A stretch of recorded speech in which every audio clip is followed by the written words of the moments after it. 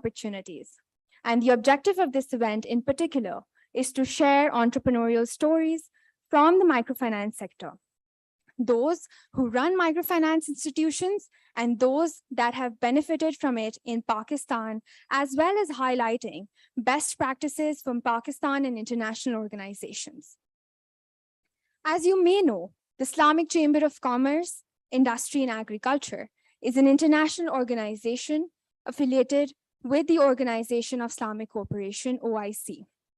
It represents the private sector of 57 member countries, as well as observer and other associate members from the Muslim minorities. ICCIA aims at strengthening cooperation among its member states in the areas of trade, industry, information technology, promoting investment opportunities, and initiating joint projects. Its membership also consists of national chambers, unions, councils of chambers of commerce and industry in OIC states. As an international organization headquartered in Pakistan, ICCIA considers Pakistan a strategic partner and aims to create a strong platform for furthering its economic diplomacy by bringing international events, global thought leaders, and experts for the development of OIC's private sector. Its planned activities and projects also contribute towards Pakistan's objectives for export-led growth and FDIs as shared in Pakistan Vision 2025. Let us now watch a short introductory video of ICCIA.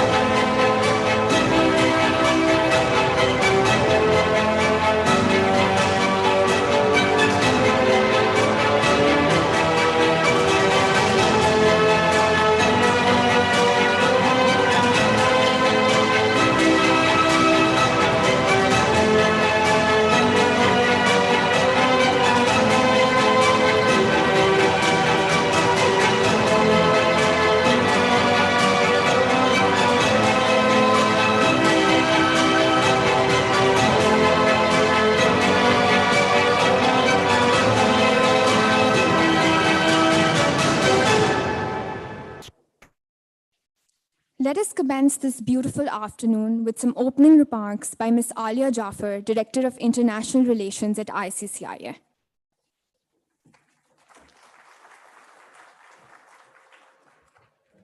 Thank you, Safina. Distinguished speakers, our host, University of Punjab, Central Punjab, and all of you participants, Assalamu alaikum. I thank you on behalf of the Islamic Chamber of Commerce for participating today. I am truly honored to be amongst all of you. So I was going to introduce with start with a brief introduction of the Islamic Chamber of Commerce, but we've covered that.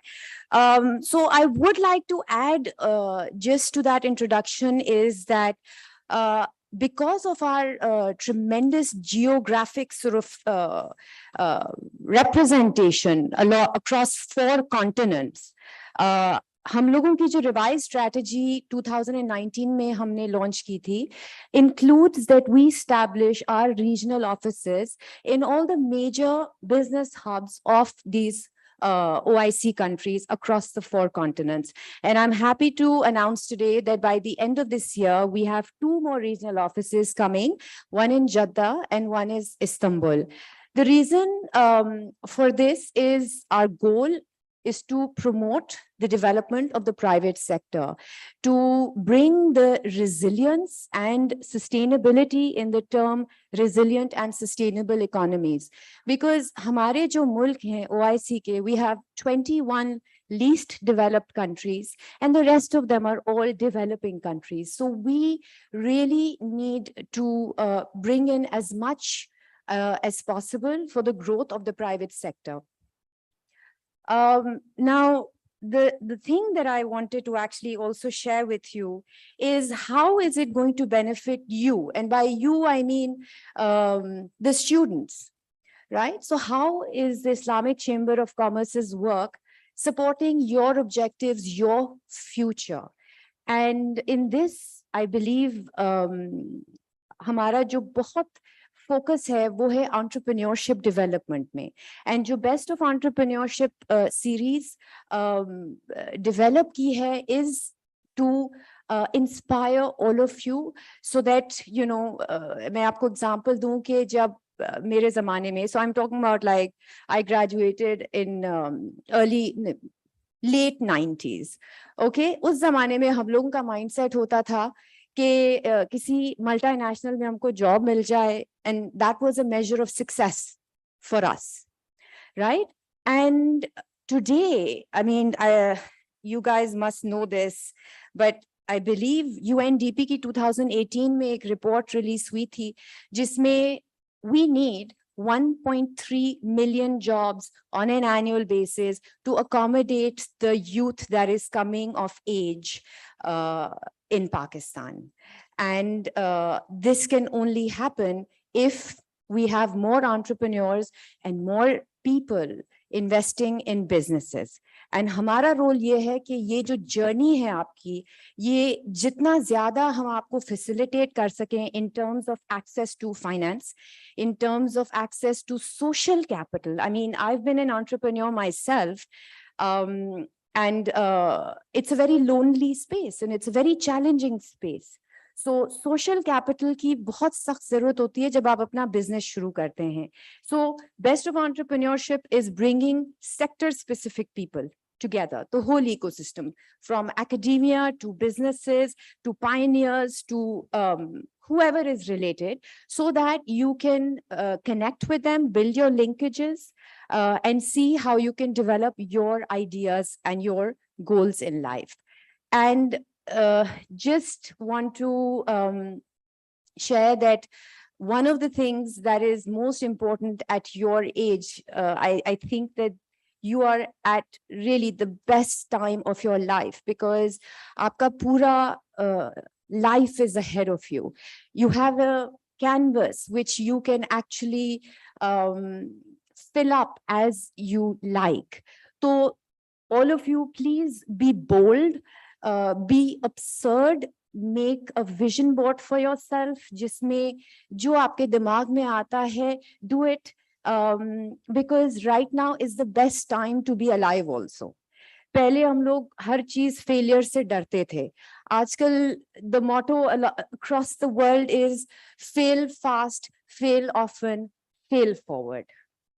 So I'm excited and I hope you will enjoy today's session. We have a fantastic lineup of speakers. So enjoy, and I wish all of you a successful event. Thank you so much.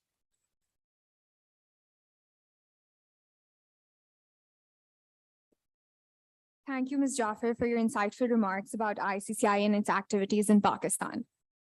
As a national apex chamber and a strategic partner of ICCIA, the Federation of Pakistan Chambers of Commerce and Industry, FPCCI, aims at promoting economic growth by facilitating activities related to trade, industry, services, investments, and environment. Moreover, they safeguard the interest of the private sector through its policies, dialogue, and recommendations. I would now invite His Excellency, Mia Anjum Nisar, former president of FPCCI, to share a few words on some of FPCCI's initiatives to support microfinance and encourage entrepreneurship in Pakistan.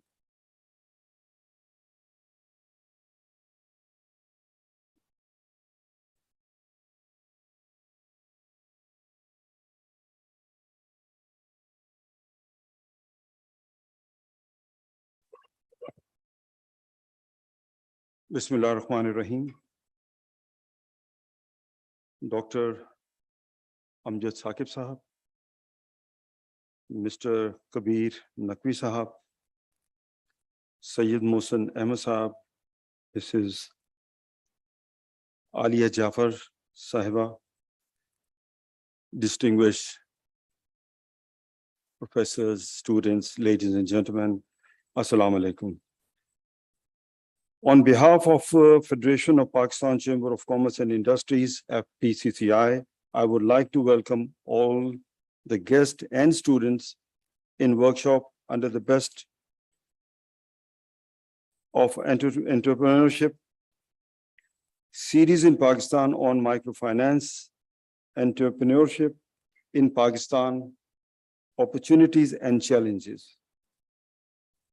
For promotion of entrepreneurship, which is the key driver for economic growth and development, I would like to appreciate the Islamic Chamber of Commerce, Industry and Agriculture, who initiated Best of Entrepreneurship series in Pakistan, which is fully supported by FPCCI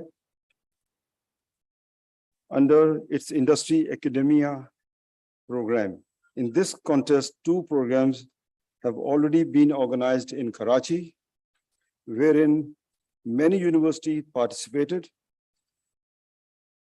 Now the 3rd program is in Lahore on microfinance and entrepreneurship in Pakistan. The title is Opportunities and Challenges. I hope that the workshop will give knowledge, new experience, and motivation to university students to come forward toward entrepreneurship besides searching jobs. As an entrepreneur, you can give employment to others and contribute in growth of economy. As the topic of today's workshop is microfinance and entrepreneurship, an Asian Development Bank defines this microfinance as a provision of the board of a broad range of financial services such as deposits, loans, payment services, money transfer, and insurance for poor and low-income household and their micro enterprises in order to start the new businesses. Microfinance is very necessary for small and medium enterprises, which plays a crucial role in economic development. We can see such example of China, Taiwan, Korea, Singapore, and many other countries, which are SME-dominated economies, and almost SME contributes 90% in their GDP or national income. Microfinance is not a new development. The concept was first developed by Professor Muhammad Yunus, who first initiated extension of microcredit at village level for fighting against poverty during 1970s in his homeland country, Bangladesh.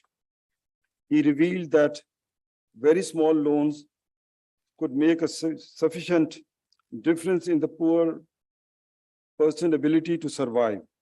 He established that the Grameen Bank to provide loans to poor Bangladeshis.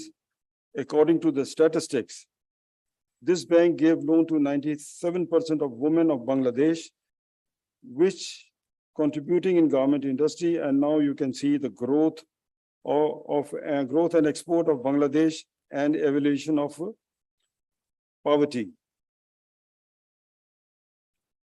Although the microfinance sector in Pakistan is grooming and gaining importance as an effective strategy to social economic mobilization and poverty alleviation. However, if we compare our microfinance sector with the rest of the world, we come to know that Pakistan has one of the lowest financial dispersion levels in the world, despite of the fact that there is a large potential of finance sector in Pakistan. The microfinance services in our country remain underdeveloped and serve only 5 to 10% of the potential clients of the banking sector. Ladies and gentlemen and students, I would like to say here that our central bank should be motivated and provide the loans for the SME sector or for the beginners at subsidized rate, because we see the markup, the KIBOR is 15%, and I believe the microfinance banks are maybe charging even more than that. Normally we get KIBOR plus 2-3%, but I believe in this case, microfinance, the finance cost is too high. And I believe that is also a big hurdle for the young entrepreneurs to come into the market and survive.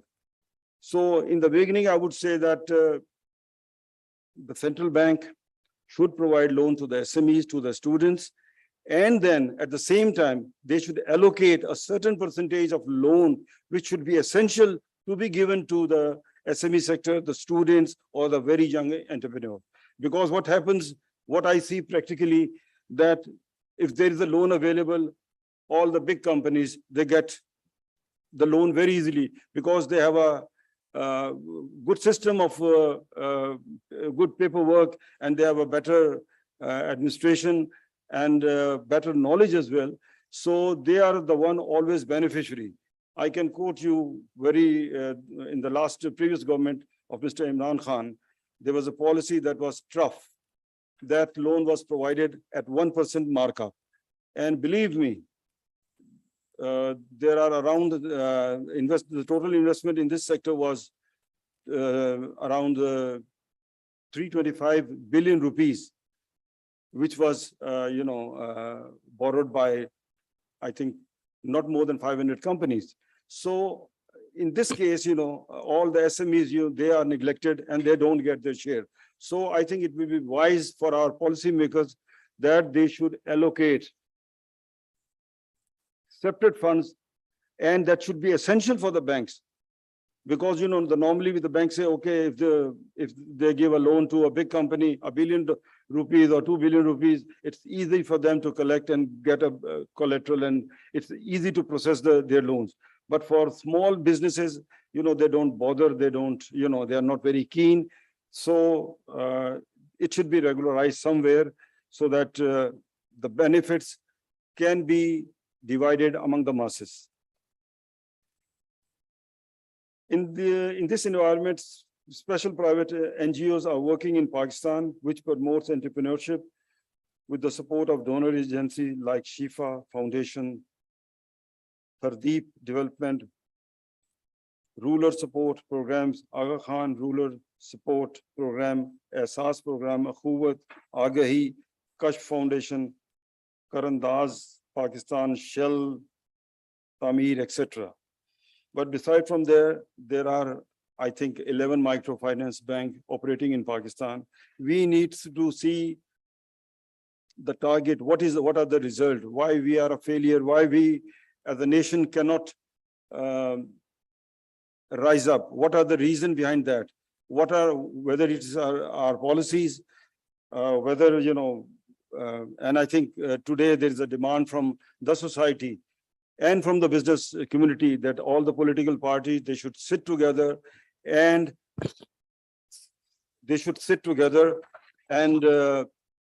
work out what are the challenges in another 10 years, what are the failures, and what are the needs, what are the challenges, so that we can meet our challenges, our goals. Because Pakistan, a country which having a growth of 2.2% annually, we cannot survive.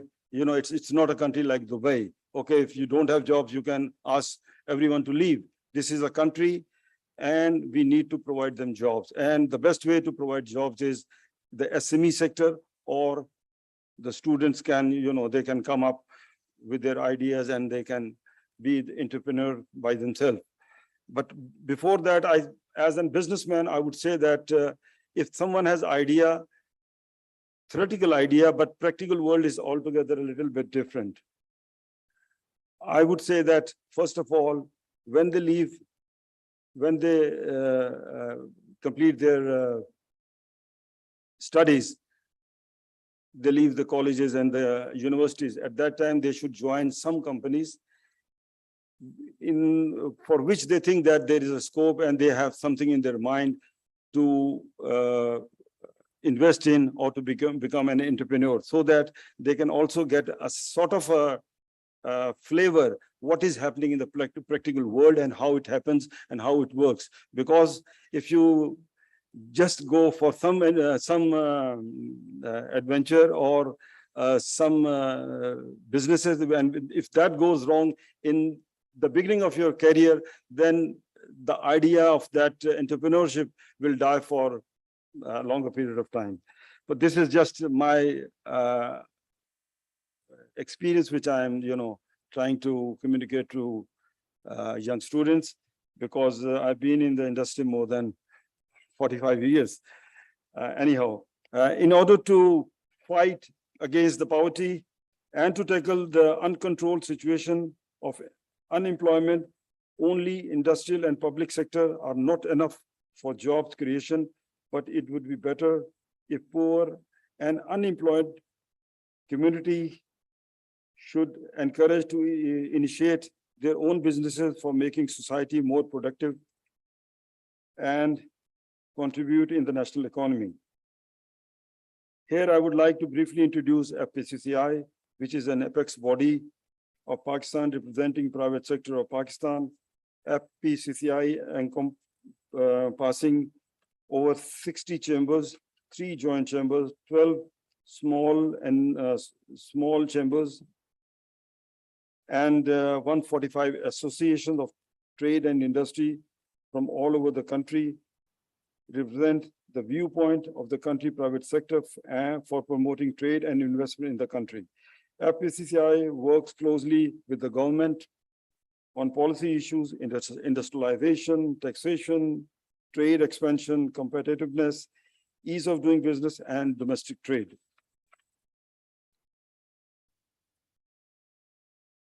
Internationally, FPCCI is also affiliated with different multilateral forums. In multilateral forums like OIC, SARC, Developing D8, Developing 8, or Shanghai Cooperation, ECO, and Confederation of Asia and Pacific Region.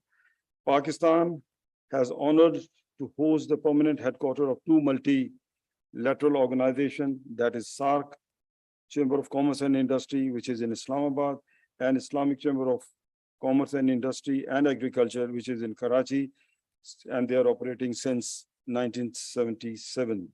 Similarly, FPCCI also hosts headquarters and secretariat of other multilateral organizations like ECO, Chamber of Commerce and Industry from 2014 till 2018, and D8 Chamber of Commerce from 2012 to 2016.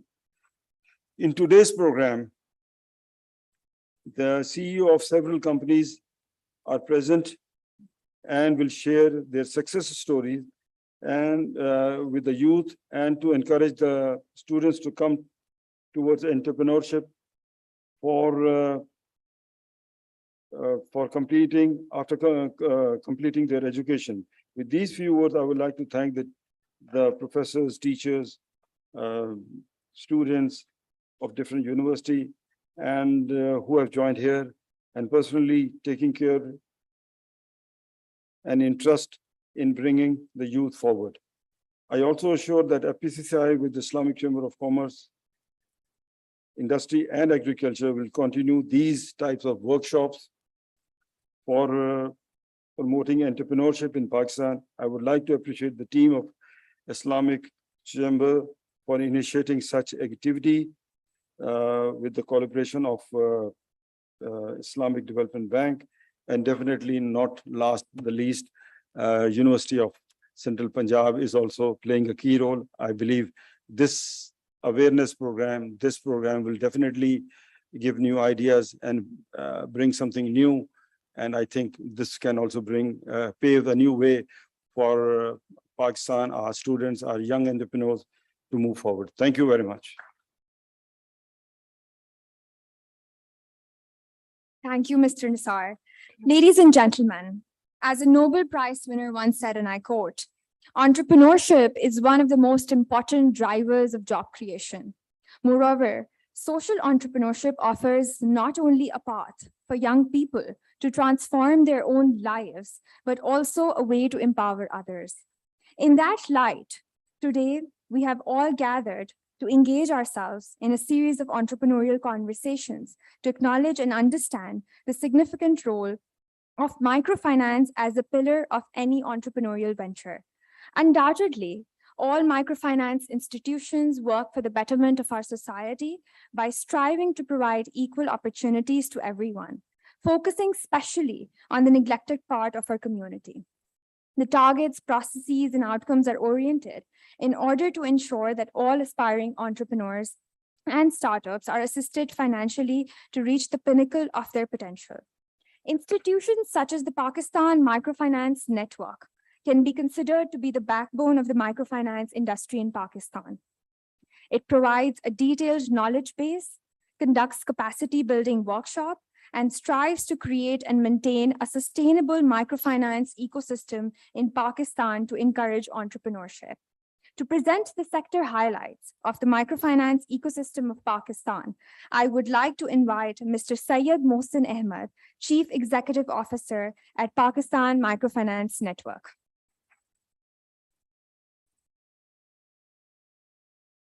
Assalamu alaikum ji.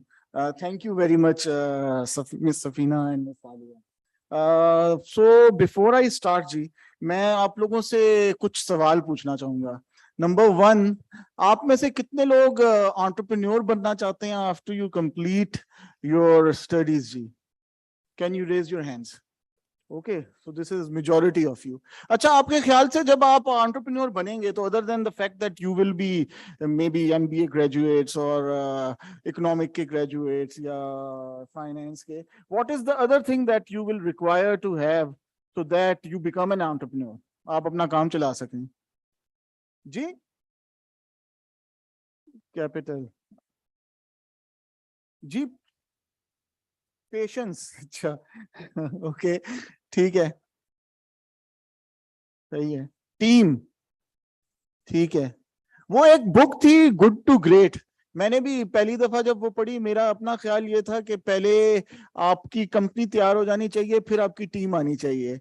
लेकिन जो good to great में मैंने सीखा that was के you first need to have a team and then the team should plan to have a vision of what they want to achieve. So that was something new to me. But so good to know that capital is very critical for that.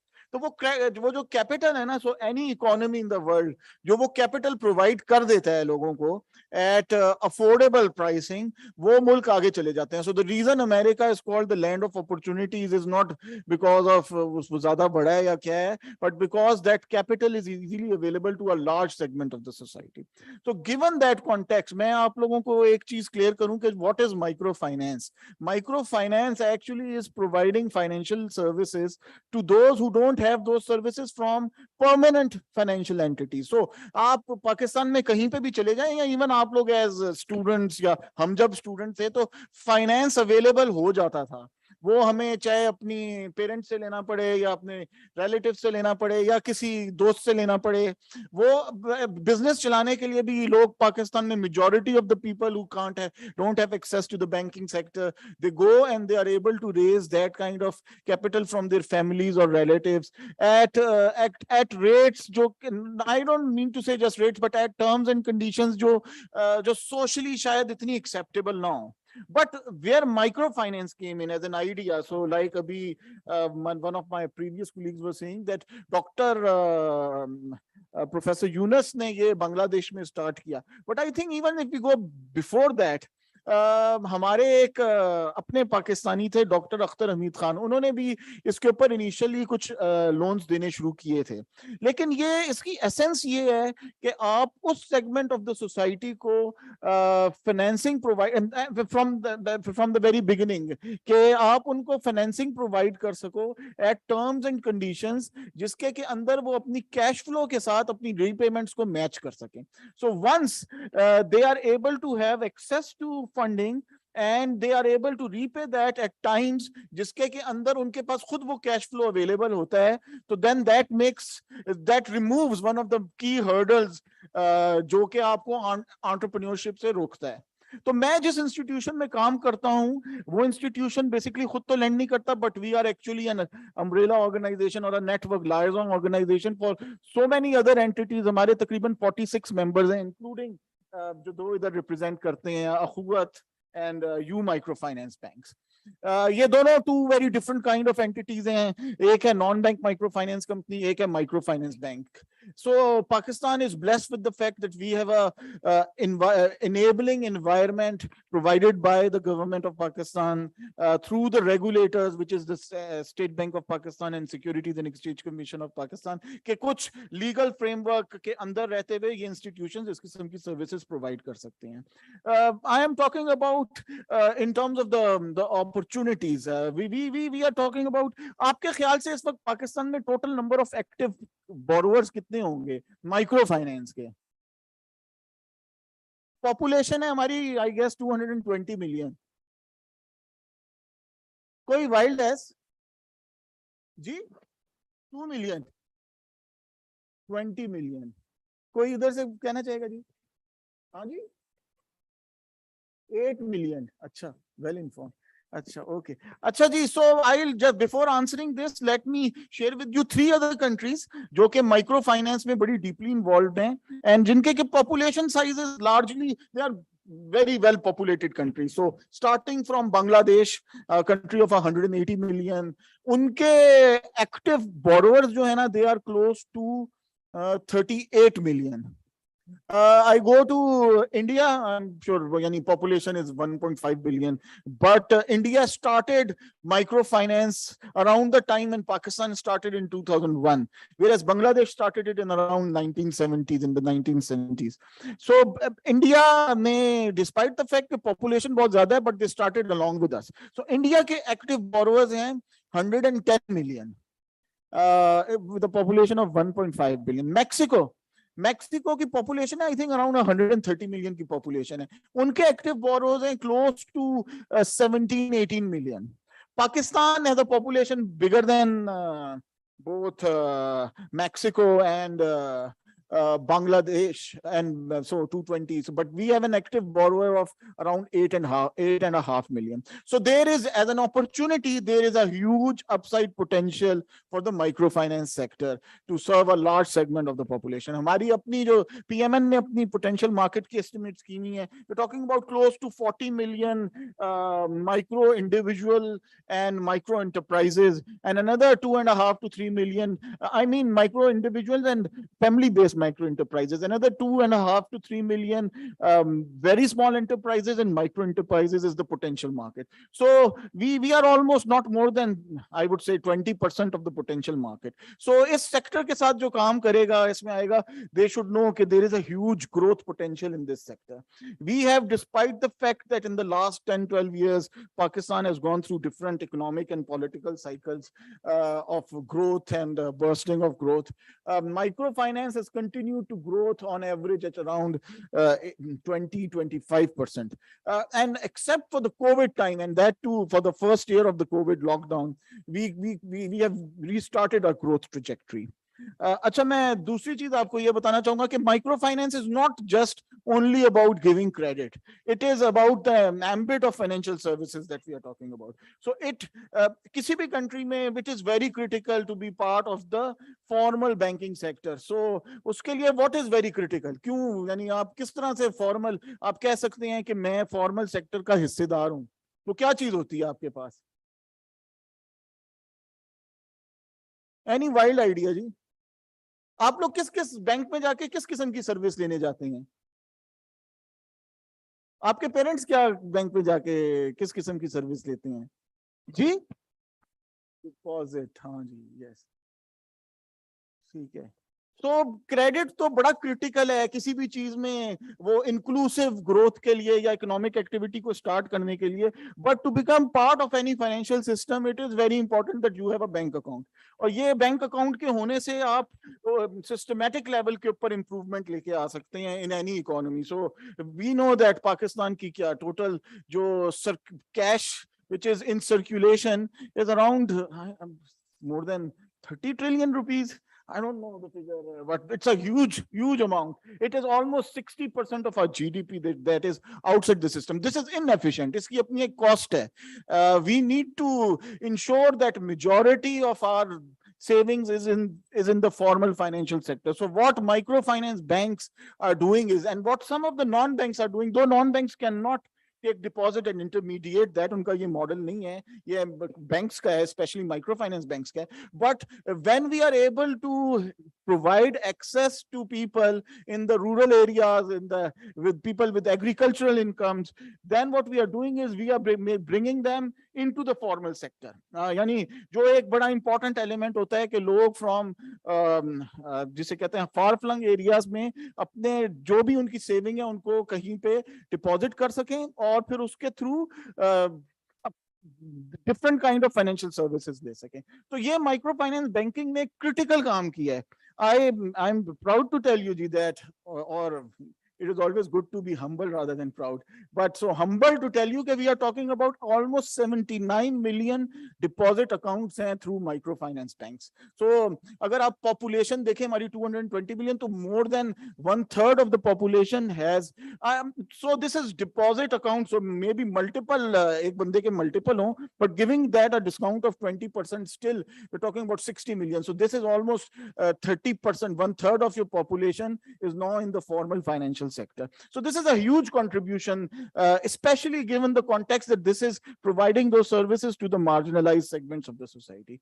तीसरा critical service जो हम provide करते हैं वो है insurance की service. If you ask me, I think किसी भी यानी like for example, if I plan, अब तो मेरे बच्चे बड़े हो गए हैं माशाल्लाह से, they are going for education, but when you have your own family, then one way of securing their long term जो lump sum payment आती है, like in the form of education की कॉस्ट या मैरिज की cost, वो आप cover कर सकते हैं by investing into an insurance company and taking an annuity for education और फॉर मैरिज की कॉस्ट. तो वो सर्विस भी अब micro finance sector with combination with commercial insurance industries के सेक्टर के थ्रू वो सर्विसेज भी प्रोवाइड करने लगे. सो ये अराउंड 9 मिलियन हमारे इंश्योरेंस के क्लाइंट्स हैं.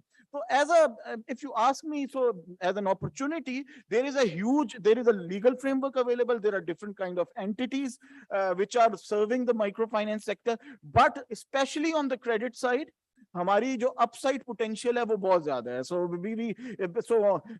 with a negative connotation, हमारी इस वक्त penetration rates are on the lower side, but this means on a positive side there is a huge upside potential. Challenges मैं अगर आपसे share करूं, तो जो सबसे बड़ा challenge अगर आप मुझसे पूछें आज, तो एक तो वो जो हमारे पॉलिटिक्स एंड मैक्रो इकोनॉमिक्स का इंटरप्ले है, वो माइक्रो फाइनेंस तो इसको हल नहीं कर सकता. लेकिन ये किसी भी कंट्री के लिए इट इज वेरी इंपॉर्टेंट जी कि वी अल्लाह करे जी time comes when we are a more stable country, that will help, that will give a boost to our economic growth. तो एक तो ये चैलेंज, और इसका मैक्रो इकोनॉमिक का इंपैक्ट हर इंडस्ट्री में आता है. अभी हमारे सामने जो आजकल जिस तरह से डॉलर की वैल्यू, रुपये की वैल्यू गिर रही है, इसकी कॉस्ट ऑफ ऑपरेशंस में इंपैक्ट हो रहा है, कॉस्ट ऑफ फंड्स में इंपैक्ट हो रहा है. हाउ डू वी इंश्योर के ये कॉस्ट हम क्या अपने क्लाइंट्स को पास ऑन करें, अगर पास ऑन करें तो do they have the capacity at that time then to repay. ये तमाम की तमाम चीजें becomes are important. They then play a role in as we take decisions around that. But जो दूसरा बड़ा challenge है वो है climate change. I think any one of you who wants to जो अभी भी सोच रहे हैं first year fresh men into the college, they must plan कि जो 2-3 jobs बहुत ज़्यादा available होंगी या जिनमें opportunities होंगी, एक environment है. So climate, if you are getting yourself educated in environment के impact और environment को किस तरह से, क्या इस वक्त environment जो हम क्लाइमेट चेंज की बात कर रहे हैं उसके क्या फैक्टर हैं, वो कैसे सारे मुख्तलिफ इंडस्ट्रीज को भी इम्पैक्ट कर रहा है. It is good at this time to be become an environmental economist और any other field in the field of environment. तो एक तो उधर आप लोग जरूर जाएं जी. But that is going to have huge impact in terms of financial exclusion. क्यों कि आप लोगों ने देख लिया आजकल, आप टीवी में देखेंगे तो जो कराची में बारिशें हो रही हैं, वी आर टॉकिंग अबाउट, यानी कराची में जो इस मॉनसून में बारिश हुई है, दैट इज 3 टाइम्स जो कि इस्लामाबाद में बारिश होती है, and with the infrastructure that is available over there. So इसी तरह से if you look at the rain patterns, आपका मंगला डैम इस वक्त तकरीबन इट इज नॉट इवन 1/3 के फिल हुआ है, जो कि इस टाइम तक तकरीबन फुल फिल हो चुका होता है. तो इसके इम्पैक्ट होंगे हर इकोनॉमी की हर साइड के ऊपर. सो एनवायरमेंट माइक्रो फाइनेंस के लिए भी एक बहुत बड़ा चैलेंज है इसकी ग्रोथ के लिए. वी आर सीइंग के इसकी वजह से organizations are looking at, so it is leading to some exclusion. So geographical areas or sectors जो के prone to climate change के impact हैं, वहाँ पे until and unless there is a disaster risk facility available for the sector, लोग उधर से move out करेंगे. तो वो दूसरा बड़ा चैलेंज है इस इंडस्ट्री के लिए. जो तीसरा बड़ा चैलेंज किसी भी इंडस्ट्री के लिए होता है वो एक अच्छी HR है. I think इसमें बड़ी इंटरेस्टिंग चीज होती है. हम कहते हैं पाकिस्तान में जॉबलेसनेस भी बहुत ज्यादा है, and then we also hear कि पाकिस्तान में पता नहीं कितने number of students every year fresh graduates निकलते हैं and they don't have a job. So how do we create that linkage between the industry and different industries and the students? I think ये एक बड़ा अच्छा role इस वक्त Islamic chamber ने play किया है, जिसमें हम आप लोगों को आके प्रेजेंट कर रहे हैं. मेरे 2 कोलीग्स, इसके बाद they are the presidents and CEO of their own financial institution and bank. तो ये वो जगहें हैं जहां पे आपको जॉब्स मिल सकती हैं. So it will be good that you interact with them.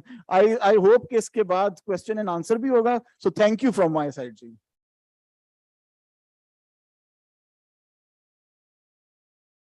Thank you, Mr. Mohsin. Dear attendees, the greatest good is what we do for one another. This ideology is practically best represented by Akhuwat, which is the first ever and the largest interest-free microfinance bank in the world. This is also the largest individual-based lending program in Pakistan and is referred to in many international universities as a unique and innovative model in microfinance.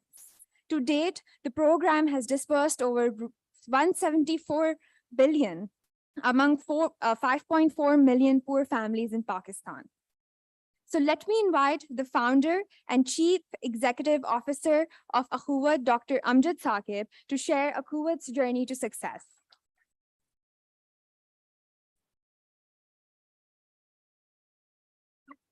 Bismillahirrahmanirrahim. Thank you very much for your very kind introduction.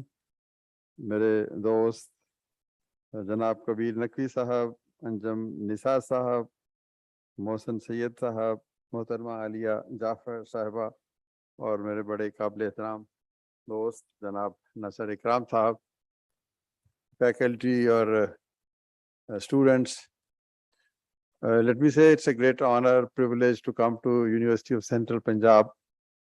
तो यहाँ पर जिस तरीके से इल्म की तरवीज होती है और जिस तरीके से आप नए ख्वाब देखते हैं और ख्वाब लेकर आते हैं और यहाँ से ताबीर का रास्ता शुरू करते हैं, it's always a great feeling.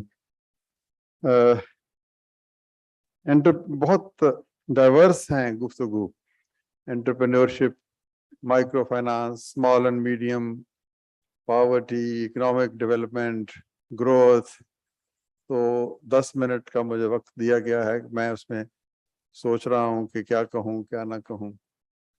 सबसे पहले तो एंटरप्रेन्योरशिप क्या है, ये क्या बला है, कोई जादू है, कोई ऐसी कोई सोच है, कोई फिक्र है, कोई सहर है, कोई पागलपन है, कोई जुनून है? तो मेरे नज़दीक तो ये एक पागलपन, दीवानगी है.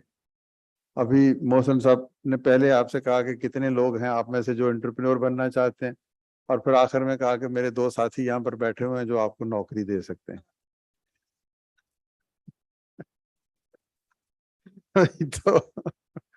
तो भाई एंटरप्रेन्योर तो नौकरी देता है, लेता तो नहीं है. तो एंटरप्रेन्योरशिप है क्या? یہ اس پہ صرف آپ نے ہاتھ کھڑے کیا ہم انٹرپرینور بننا چاہتے ہیں. دیکھیے انٹرپرینور بزنس مین نہیں ہے, یہ مان لیجئے.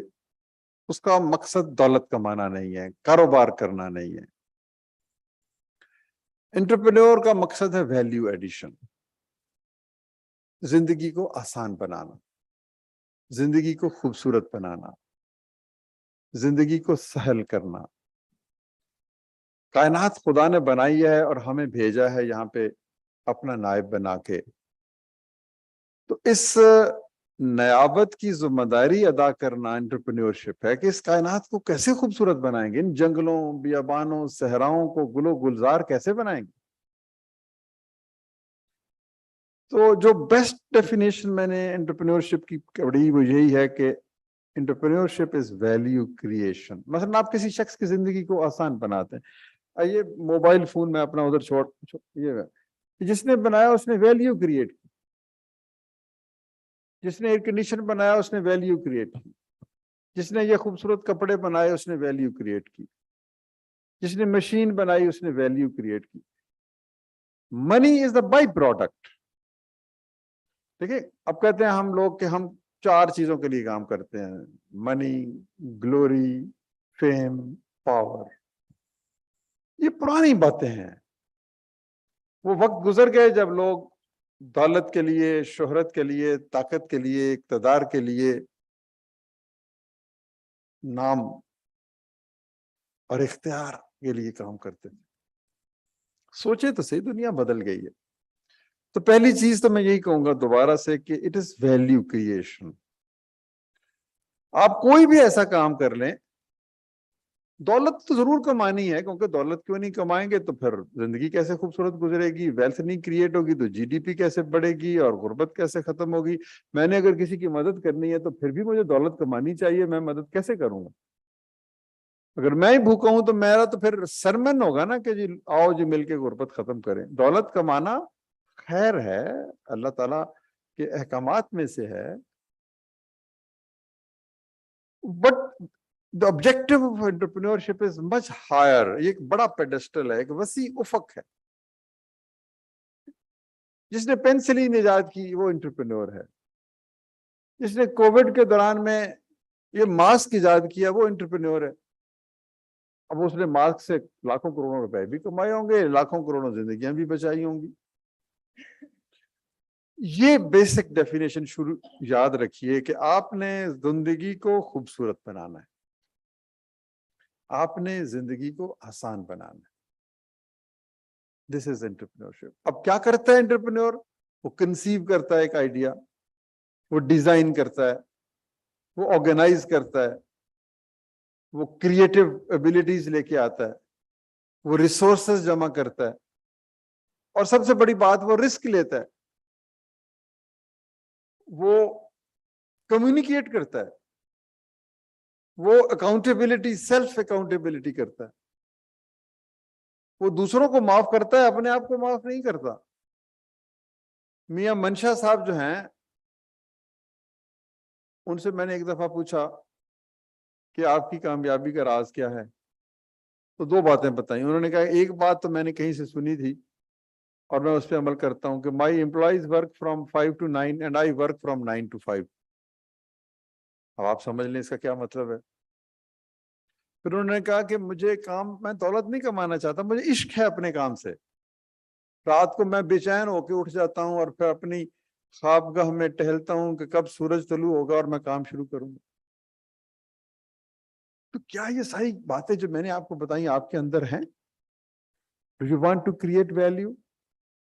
Do you want to make this world a happy place for all? اپنی ذات کے حصار سے بلند ہونا چاہتے ہیں؟ دولت, فیم, گلوری سے بلند ہو کر کوئی لیگیسی چھوڑ کے جانا چاہتے ہیں؟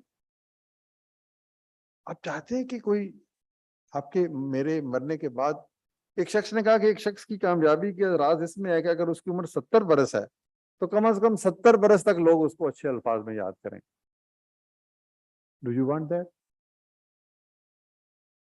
اگر یہ چاہتے ہیں تو پھر think of creating value. پھر یہ ساری چیزیں ان پروسیس میں آئیں گی. conceive an idea, design an idea. یہ جو آپ اس کالج میں یونیورسٹی میں پڑھ رہے ہیں, یہاں سے آپ کو اسکلز ملیں گی اور نالج ملے گا. اسکلز کیا ہیں؟ کمیونیکیشن اسکلز ملیں گی, کانفلکٹ مینجمنٹ اسکلز ملیں گی, ٹیم بلڈنگ اسکلز ملیں گی, ٹائم مینجمنٹ اسکلز ملیں گی. نالج, obviously نالج تو آپ سمجھتے ہیں, آپ کو اپنی انڈسٹری کا نالج ہی نہیں ہے تو پھر آپ کہیں کیا کریٹیوٹی اور کیا کام اور کیا تبدیلی اور کیا اضافہ اور کیا ویلیو. نالج لیں, یہاں سے اسکلز لیں, کمیونیکیشن کی اسکلز لیں. دیکھیں آپ نے جو کچھ, آپ انٹرویو دینے جاتے ہیں, میں پھر نوکری کی طرف آ گیا ہوں. آپ نے 15 منٹ میں اپنے آپ کو سیل کرنا ہے. جو آپ نے 18, 20, 25 سالوں میں سیکھا, you have to narrate that story in 15 minutes. Do you have the ability to talk? آپ لکھ سکتے ہیں, بول سکتے ہیں, سن سکتے ہیں. اچھا, پھر انٹرپرینورشپ اور لیڈرشپ کی آج کل 70% جو سی اوز ہیں, بلکہ میں کہتا ہوں 80% سی اوز کا کام جو ہے وہ کانفلکٹ مینجمنٹ ہے. ادھر سے مارکیٹنگ والا آ رہا ہے, ادھر سے فائنانس والا آ رہا ہے, ادھر سے ایچ آر والا آ رہا ہے, ادھر سے آڈٹ والا آ رہا ہے. competing interest ہے, and CEO is sitting on top with a very very big vision and resolving the conflicts. ہر آدمی کی ایک اپنی سوچ ہے. وہ تو کہے گا جی مجھے مارکیٹنگ کے لیے پیسے دے دیں, مجھے فلاں کے لیے دے دیں, یہ کام کریں, یہ نہ کریں, یہ new product. Who can resolve the conflict? جس کو نالج ہے, جو کمیونیکیٹ کر سکتا ہے. اور کمیونیکیشن کو ہم سمجھتے ہیں بولنا. بولنا تو کمیونیکیشن نہیں ہے, سننا کمیونیکیشن ہے. 2 کان ہیں, ایک زبان ہے, دوہرا سننا چاہیے, آدھا بولنا چاہیے. ہم بولنے کو کمیونیکیشن کہتے ہیں. نہیں, یہ جو باہر خاموشی ہے نا, یہ بھی گفتگو ہے. یہ کائنات آپ سے چپکے سے کچھ کہتی ہے. دریا کی موجیں بھی کچھ کہہ رہی ہیں, ہوا کی سرسراہٹ بھی کچھ کہہ رہی ہے, پھولوں کی خوشبو بھی کچھ کہہ رہی ہے. ہم سنتے نہیں ہیں, ہم فطرت کو دیکھتے نہیں ہیں. ہم تو شور شرابے کو سنتے ہیں اور ہم کہتے ہیں میں بولتا جاؤں, میں بولتا جاؤں, میں بولتا جاؤں. تو اصل, اچھا آپ اس وقت بیٹھے ہوئے ہیں نا, آپ یقین کریں آپ بول رہے ہیں سارے کے سارے, مجھ تک آپ کی آواز پہنچ رہی ہے, اس لیے کہ میڈیم صرف زبان تو نہیں ہے, آپ کی باڈی لینگویج. آپ کیسے بیٹھے ہیں؟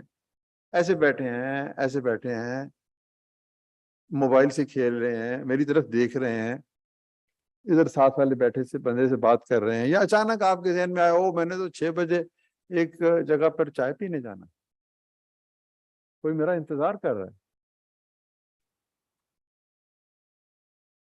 تو that's important. If you are in this room, you should be in this room.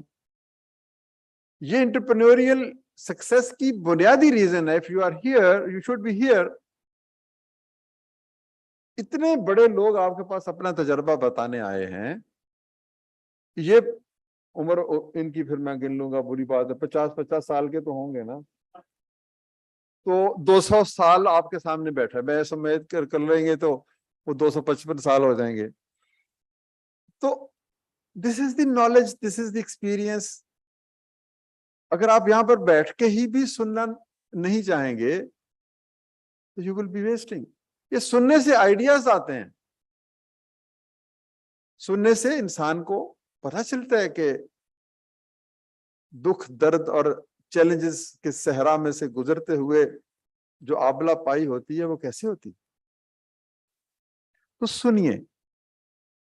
ایک لفظ آپ نے سنا ہوگا, آپ سوال بہت پوچھے آپ نے, میں بھی پوچھ لوں سوال. ایک لفظ ہے ہما تنگوش, خرگوش نہیں, ہما تنگوش. آپ نے بولنا نہیں ہے, ہاتھ کھڑا کر کے بتائیں کتنے لوگوں کو اس کا معنی آتے ہیں. بہت تھوڑے ہیں, میرے خیال 5, 7, 10. یہ اردو کا لفظ ہے بھائی, آپ پاکستانی ہیں, ایک نیشنل لینگویج ہے. میں نے باہر اپنی 2 کتابیں رکھوائی ہیں، اس کا مطلب کوئی نہیں خریدے گا اس میں ساری انٹرپرینورشپ بھری ہوئی ہے اگر آپ نے سیکھنی ہے تو. ہما تن گوش، ہما کہتے ہیں تمام، تن جسم، گوش کان، یعنی ایک ایسی کیفیت جب آپ کا تمام جسم کان بن جائے، یعنی آپ صرف سن رہے ہیں. That is the ultimate of concentration and attention and listening. تو ہمتن گوش کا مطلب یہ ہے کہ انسان اس قدر ڈوب جائے کسی کی گفتگو میں. میری گفتگو تو خیر اتنی اچھی نہیں ہے. غالب نے کہا تھا کہ دیکھنا تقریر کی لذت کہ جو اس نے کہا میں نے یہ جانا کہ گویا یہ بھی میرے دل میں ہے. تو ایسی گفتگو کوئی کرے، اسے کہتے ہیں ہمتن گوش ہونا. جو طالب علم ہمتن گوش ہو جاتا ہے یعنی اس کی انگلیاں بھی ہے، یہ میں آپ کو بتاؤں یہ ایک روحانی تصور بھی ہے. جب آپ ایبسولوٹلی ارتکاز کے مقام پہ پہنچتے ہیں نا تو آپ کا جسم کا ایک ایک عضو جو ہے وہی کام کرتا ہے جو آپ چاہتے ہیں. پھر آپ کی آنکھیں بھی سنتی ہیں، کان بھی سنتے ہیں، آپ کے جسم کا ہر چیز. اور یہ جو سنتا ہے وہی انٹرپرینور بنتا ہے. کیونکہ یہ آئیڈیاز کہاں سے آتے ہیں؟ یہ تو نہیں کہ سوئے ہوئے ہیں اور صبح اٹھ کے آئیڈیاز آ گئے. آئیڈیاز آتے ہیں تاریخ کے مطالعہ سے، مشاہدہ سے، ذاتی فتح و شکست سے، روایت سے، تہذیب اور سلیقے سے، زبان سے، شاعری سے، زندگی سے.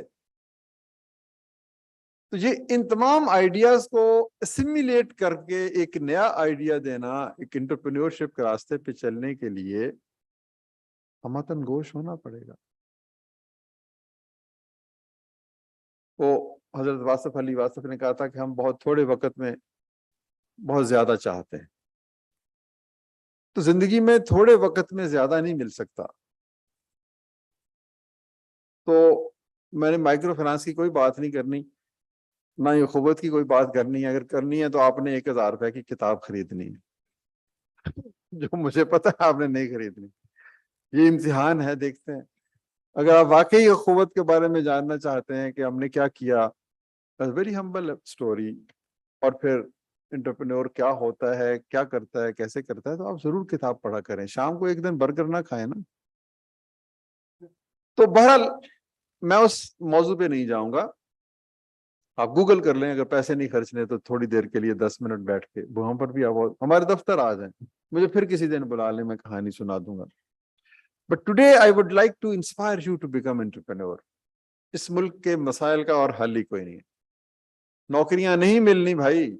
آپ 4 مہینے کا کورس کر لو ویب ڈیزائننگ کا، گرافک ڈیزائننگ کا. اگر انٹیلیجنٹ اور اسمارٹ ہونا، ڈٹرمینیشن ہے، تو 30-40 ہزار روپے کمانے لگ پڑو گے. And there is no limit. ایک چھوٹی سی میں کہانی سناتا ہوں. میاں چنو کا شعر سنا کبھی نام آپ نے؟ کوئی ہے میاں چنو کا یہاں؟ میاں چنو پتہ نہیں آپ کو یہ بات پتا ہے کہ نہیں.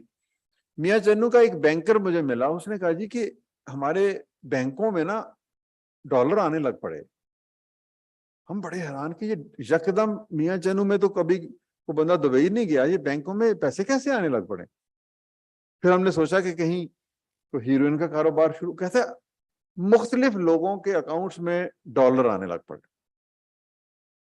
1 2 10 20 نہیں، کئی 100 لوگوں کے. ہم نے پھر تھوڑی سی کھوج لگائی تو ہمیں پتہ چلا کہ یہاں پر ایک بچہ تھا، وہ FA BA پاس تھا، نالائق تھا، بٹ اسمارٹ تھا، انٹیلیجنٹ تھا. تو اس کو نوکری شوکری نہیں مل رہی تھی. اس نے نا کوئی کورس کر لیا یہ ویب ڈیزائننگ کا یا ای کامرس کا یا کوئی اور. امیزون پہ اس نے اپنی پروفائل بنا لی اور اس کے اوپر اس نے بزنس شروع کر دیا.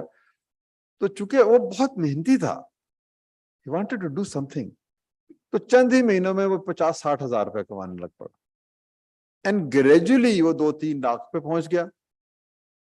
اب وہ بندے کی جب زوں کر کے اس نے نئی موٹر سائیکل خریدی تو لوگوں نے کہا یار یہ تو کمال ہے، تو لفنٹر تھا، سائیکل بھی نہیں تھی اس کے پاس. This is how role models are created.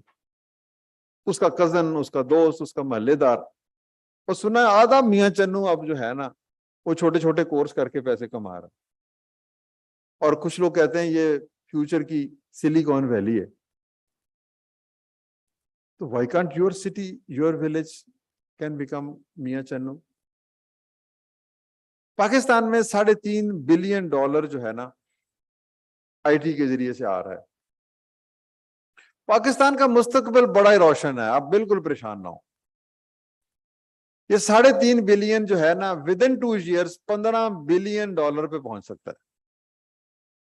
यानी आपके जो बैंकों के जो इस वक्त स्टेट बैंक के पास $9 बिलियन है जो हमारे रिजर्व है, यहाँ पर हर वक्त धड़का लगा रहता है कि क्या 2 महीने या 3 महीने, तो $15 बिलियन तो आप लोग कमा के दे सकते हैं। अभी मैंने एग्रीकल्चर की बात ही नहीं की, फिशरी की बात ही नहीं की, लाइव स्टॉक की बात ही नहीं की।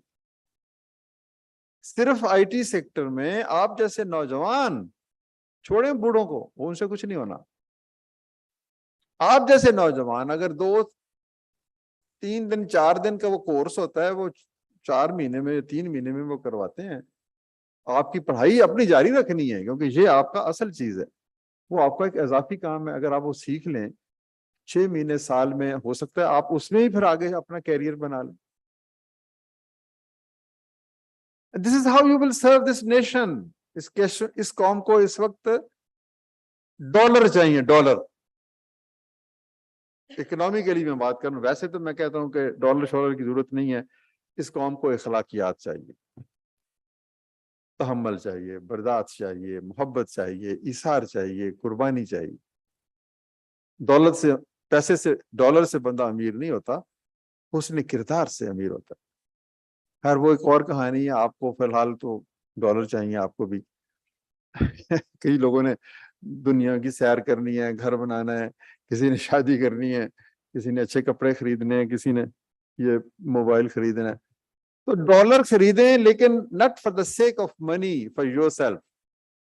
आपने ये डॉलर खरीदने हैं, कमाने हैं टू क्रिएट वैल्यू।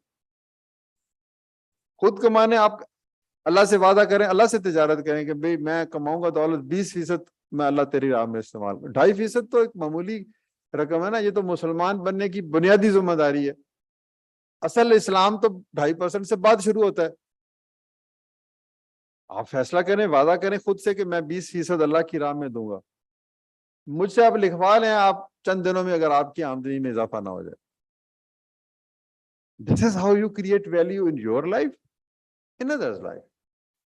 तो बी एंटरप्रेन्योर। आजकल आईटी एंटरप्रेन्योरशिप का ज्यादा वक्त है, और भी एंटरप्रेन्योरशिप के बेपनाह तरीके हैं, लेकिन मैं सिर्फ इसके ऊपर जोर दे रहा हूं आपको। एंटरप्रेन्योरशिप करें, नौकरी देने वाले बने। रिस्क, कोई बात नहीं, जिंदगी में कामयाबी मिलती है नहीं मिलती, रिस्क तो ले लेना। मैंने एक दफा रिस्क लिया था, अल्हम्दुलिल्लाह मुझे बहुत बड़ी कामयाबी मिली। अब आप मुझे बताएं, मैं किसी से भी पूछता हूँ, उस वक्त में सारे कह रहे थे पागल है। Civil service, district management group, मैं रिजाइन कर दिया। जब मैंने आके अपनी बीवी को बताया कि मैंने रिजाइन कर दिया, तो उसने बड़ी बड़ी सख्त सी घुरी दी मुझे। खैर वो तो राजी हो गई, लेकिन मेरे ससुर साहब ने मुझे कहा कि हमने तो एक सीएसपी से वो अपनी बेटी दी थी, तुमने ये क्या किया? अब if you want to become entrepreneur, you want to create value, you will have to take such a decision one day. And then focus, dedication, इश्क, दीवानगी, पागलपन, जुनून। ये इश्क नहीं आसान, बस इतना समझ लीजिए, एक आग का दरिया। कितने आला ज़ौक वाले सामाईन है। एक आग का दरिया है, और बताए ना डूब के जाना है। तो अगर डूब के जाने की जुस्तजू है, डूब के जाने की ख्वाहिश है, तो फिर आप एंटरप्रेन्योर हैं। तो अगर नहीं, काम कोई और करे, हम बस मौज मेला करें, फिर नहीं। तो I am extremely grateful to Nasir Ikram साहब, to UCP. UCP is my second home. मेरे बड़े यहाँ पर मैंने कुछ ट्रेनिंग भी देता रहता हूँ, and I am extremely grateful to madam, आपका, आपके अदारे का, आलिया जाफर साहबा का, मोहसन साहब का तो हम हर रोज शुक्रिया अदा करते हैं, और मेरे भाई हैं कबीर नकवी साहब, इज अ वंडरफुल पर्सन जिन्होंने माइक्रो फाइनेंस के बैंक को एक नई डायमेंशन दी। देखिए ये चीजें अलग हैं कॉस्ट वॉस्ट की, cost is a genuine thing. हम अगर कॉस्ट नहीं लेते या कम लेते हैं तो भी कॉस्ट तो उतनी ही है, वो कोई और दे देता है भाई, सर कोई चैरिटी में दे देता है। वो एक प्योर बिजनेस मॉडल चला रहे हैं, और बिजनेस ज़ाहिर है उसके कुछ असूल हैं, शेयर होल्डर्स को प्रॉफिट चाहिए, तो ये मॉडल डिफरेंट हमारे हो सकते हैं, but he has done a wonderful thing micro finance bank के जरिए से। जो अभी आंसू बहा रहा था मेरा भाई मोहसन के 4 करोड़ लोगों के पास है बांग्लादेश में कर्जा, क्यों निचली सतह पर कारोबार हो रहा है, क्यों वेल्थ क्रिएट हो रही है, क्यों वेल्थ तकसीम हो रही है लोगों में, 4 करोड़ लोग। और पाकिस्तान में 80 लाख इन्होंने कहा है, लेकिन 80 लाख नहीं है, ये 40-50 लाख हैं। कुछ लोन्स हैं, कुछ रिपीट लोन्स हैं। तो ये अल्हम्दुलिल्लाह अंजम निसार साहब के साथ हमारी बड़ी दोस्ती है माशाल्लाह, उन्होंने इतनी अच्छी बातें की, ओवरऑल सिनेरियो भी आपके सामने रखा, उनका एक अपना पर्सपेक्टिव है। तो मैं आपके लिए दुआ गो हूँ। यकीन कीजिए बहुत खुशी हुई आपको हंसता मुस्कुराता हुआ देख के। शिकस्त नहीं माननी, हारना नहीं है, कुछ भी हो जाए। गिलास आधा मानना ही नहीं है कि खाली, आधा भरा हुआ है। और एंटरप्रेन्योरशिप, और सीखें, काम करें, 14 घंटे नहीं 18 घंटे काम करें। मियां मंशा बनना है ना तो 5 to 9 नहीं, 9 to 5 काम करें। Thank you very much.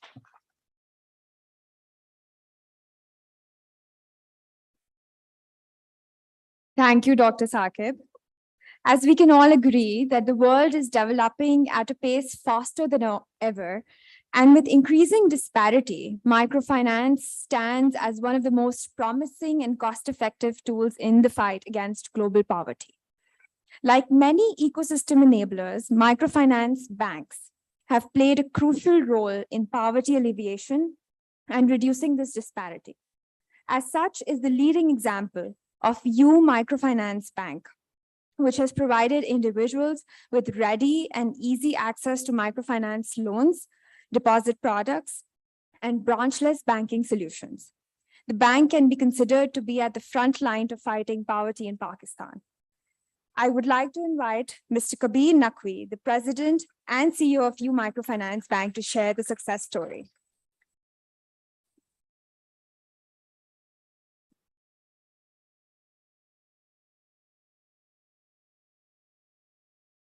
Dear students, distinguished speakers, ladies and gentlemen, a very good afternoon to all of you and Assalamu alaikum. मेरे साथ थोड़ी ज्यादती हुई है डॉक्टर अमजद साकिब के बाद मुझे स्टेज पे भेज के, but still I'll try. Thank you very much, Dr. Saab, for the kind words. Yes, 10 minutes. I would say the same is a bit less. I may just go a bit beyond the 10-minute deadline as well, timeline as well. हमारा model micro finance के बारे में आप काफी देर से सुन रहे हैं। मोहसिन ने काफी बात की, डॉक्टर साहब ने कम बात की, बट कुछ फंडामेंटल्स को टच किया। And I will try to weave in my personal journey, U Bank's journey, and the journey for the fight against poverty, in the 10-12 minutes that I have. और मैं शुरू करूंगा कुछ प्रॉब्लम स्टेटमेंट्स के साथ जिससे हम और आप रोज डील करते हैं। पाकिस्तान बताया गया 220 मिलियन लोगों का मुल्क है। ऑब्वियसली ये करंट सेंसस को भी अब कुछ साल हो गए हैं, अब हम यही बात कर रहे थे कि आई थिंक इससे काफी ज्यादा हो चुके हैं। 65% people are under the age of 34 in Pakistan. We are sitting on a youth bulge. Now 9 trillion rupees are outside of the money supply, जो लोगों के तकियों गल्लों कैश पड़ा हुआ है। 9 trillion. Over 40% of the agri produce goes to waste in Pakistan because of no storages. 26.6 million children are out of school, and banking penetration is less than 20%. So ये 3-4 बातें मैंने आपसे की हैं इन सारी बातों से हम लोग हर रोज इफेक्ट होते हैं, आप भी मैं भी, और ये जितने लोग इस ऑडिटोरियम में बैठे हैं, आई वुड से कि हम बहुत प्रिविलेज्ड लोग हैं जो तालीम भी हासिल कर रहे हैं, टेबल पे अल्लाह का शुक्र है खाना मैसर है, और बहुत सारी चीजें जो हम जिंदगी में आगे ख्वाब भी देख रहे हैं, ख्वाब सबको देखने चाहिए।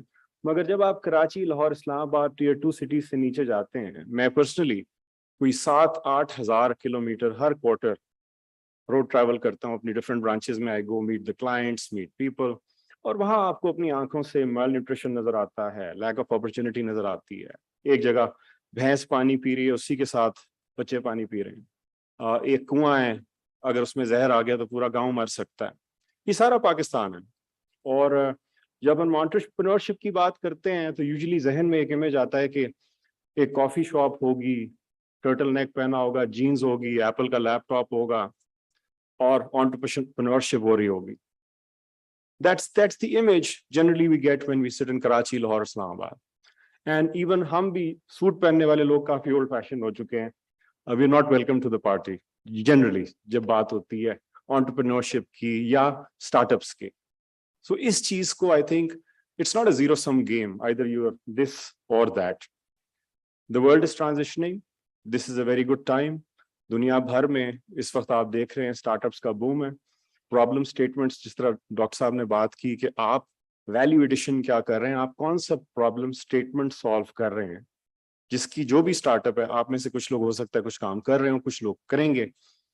और जॉब वर्सेस एंटरप्रेन्योरशिप, ये भी एक लंबी डिबेट है कि is doing a job a bad thing really, और entrepreneurship is the only way forward.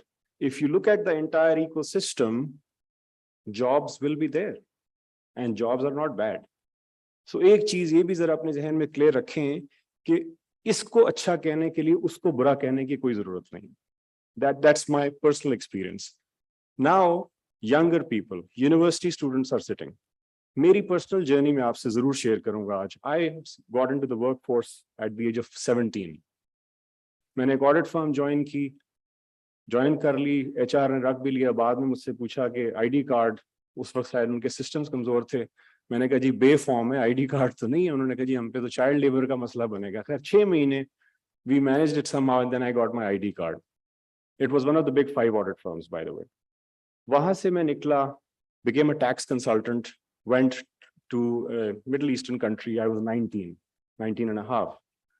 Again different challenges थे, दुनिया दूसरा मुल्क देखा, दूसरे किस्म के लोग देखे, साल 1.5-2 बाद वापस आ गए।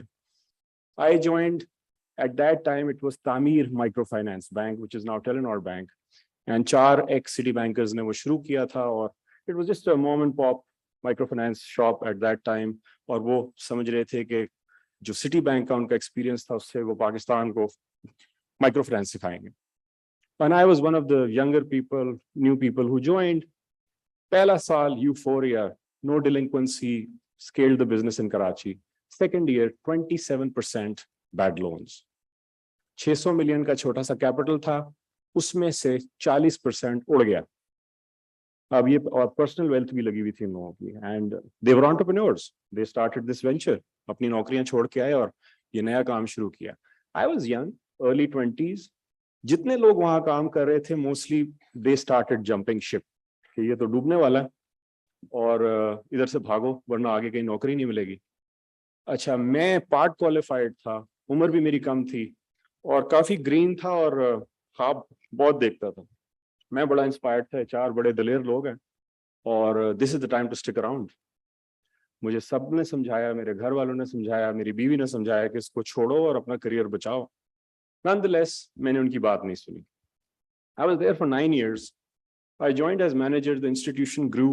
Telenor ने हमें खरीदा 2008 में और हमने सर्विस लॉन्च की जिसको आप सब, it's household name now by the name easy पैसा। 51% फैमिली सिल्वर उनको बेचा, नई बिजनेस लाइन आई, बट एक बहुत छोटे माइक्रो फाइनेंस बैंक को एक बड़े लार्ज टेलीकॉम ग्रुप ने खरीद लिया। Obviously the cultures were very different. There was a minority majority issue. There were governance related issues popping up. We were a regulated bank, they were a telecom. वहां पे again I moved up the ladder from a manager to a group executive director, CFO, chief of staff in about 5-6 years time. I was still 28. And when they were appointing me as CFO, I was 28. A lot of eyebrows were raised कि this is a kid, बच्चा है, और आप इसको एक regulated entity का board जो है CFO बना रहा है. I was there for some time. मैंने उनके साथ बड़ा काम किया था, मेरे पे ट्रस्ट था, लॉयल्टी थी, बुरे वक्त के साथी थे. टेलेनॉर ग्रुप के साथ भी अंडरस्टैंडिंग ठीक थी. I was company secretary also, used to be in the boardroom as well. खैर बन गए 5 साल. A lot happened, and then they decided to buy the full stake in the bank, and Easy Paisa was a great success. First 4 years, they only came in town. I was being groomed for president, as a successor for my CEO. अब ये मैं आपको मैं ये सारी कहानी क्यों सुना रहा हूँ? मैं एंटरप्रेन्योरशिप और नौकरी के बीच में एक कॉन्ट्रास्ट आपको बताना चाहता हूँ अपनी पर्सनल जर्नी से. और वो इंस्टीट्यूशन जो बिल्कुल गुमनाम था, रातों रात एक नेशनल सेंसेशन बन गया, दुनिया का दूसरा बड़ा मोबाइल बैंकिंग ब्रांड बन गया, और उसके साथ साथ हमारी भी ऑब्वियसली रेज्यूमे की वैल्यू भी ऊपर चली गई और सारी चीजें जो हमने नहीं सोची थी जब ज्वाइन किया. इन द मीन टाइम मुझे एक job offer I, and PTCL group ने भी ब्रांचलेस बैंकिंग करने के लिए जस्ट लाइक मोबाइलिंक एंड टेलेनॉर एक छोटा माइक्रो फाइनेंस बैंक खरीदा, which was a struggling institution. उसको नेशनल लाइसेंस देके ब्रांचलेस बैंकिंग लाइसेंस लिया, उसका नाम यू बैंक रखा, और जो ज्वाइंट सर्विस लॉन्च की उसको यू पैसा कहा.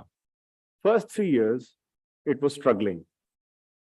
इन्होंने नौकरी के लिए ऑफर की एज चीफ एग्जीक्यूटिव. मैं वापस गया, अपने बॉस से पूछा, अपने बोर्ड से पूछा. Everybody said no, because it's a struggling institution, is very small. Tamir Bank at that time was very stable, scaling, #1 brand, was winning awards left, right, and center. I was very well positioned to take over from the previous CEO also. घर वालों ने दोबारा मना किया 9 साल बाद ये वाला काम ना करना. I was like कि अगर मैं यहाँ से I take it over, it's more like family. मैं बचपन से यहाँ हूँ, मेरे पूरे 20s यहाँ गुजरे हैं, and this one is a challenge. So maybe I can go and turn around this struggling institution and prove to myself, if nobody else, that I learned well. So I took a punt, I left. मैं इस्लामाबाद आ गया, मैं Karachi based था, और आने के बाद मुझे ये पता चला कि बैंक का जो मिनिमम कैपिटल है वो बिल्कुल अपनी फ्लोर के ऊपर आया हुआ था. We were suffering from negative brand equity. The shareholders were not convinced whether they should have the bank or not. Later I figured out. और सोने पे सुहागा, जो सबसे बड़ा इंटरेस्टिंग काम हुआ ज्वाइन करने के बाद, मुझे पता चला कि सेंट्रल बैंक ने मेरा फिट एंड प्रॉपर रोक लिया, because I was very young to be president. I was there, I had left the previous job, I had joined here, and Pakistan में जब आप फाइनेंशियल इंस्टीट्यूशन का हेड बनते हैं तो सेंट्रल बैंक आपकी एक FTP अप्रूव करता है. अब I had 2 options. वापस चला जाऊं, सॉरी करके पुरानी नौकरी पे खुशी खुशी रख लेते, या यहाँ रुकूं और प्रेसिडेंट आया हूं और नहीं हूं, और बैंक भी डूब रहा है और शेयर होल्डर भी कंफ्यूज है. तो मैं बड़ा परेशान हूँ. पहले तो मैंने अपनी बीवी को फोन करके कहा कि नौकरी वगैरह नहीं छोड़ना और बच्चों को स्कूल से नहीं निकालना. यहाँ तो ना तख्त है ना ताज है, कुछ भी नहीं है. जो सोच के आए थे, there's nothing there. It's just a blank paper, and it's more like a startup with a baggage. And guess what? I can't call myself president. So 2 रास्ते. ये 2015 की बात है, आज से कोई 7 साल होने वाले हैं. मैं वापस जा सकता था या मैं रुक सकता था. मैं अपने एक दोस्त से मिला, उसने मुझे कहा कि क्या हो गया तुम्हारे साथ? मैंने कहा यार बस अब देखो कुछ सरवाइव करते हैं किसी तरह, और फिर उसके बाद इंशाल्लाह अपना काम करूंगा. तो कहता है अपना काम क्या होता है? एक शेयर होल्डर है, उसने एक बैंक तुम्हारे हाथ में दिया और कह रहा है यार देख लो, हमें पता नहीं रखना है या नहीं रखना, और तुम्हें ये भी नहीं कह रहा कि वापस चले जाओ. तुम्हारा जो है वो फिट एंड प्रॉपर अगर नहीं आया तो चलो आज नहीं तो कल आ जाएगा, और इसके अलावा अपना काम होता क्या है? Work with it.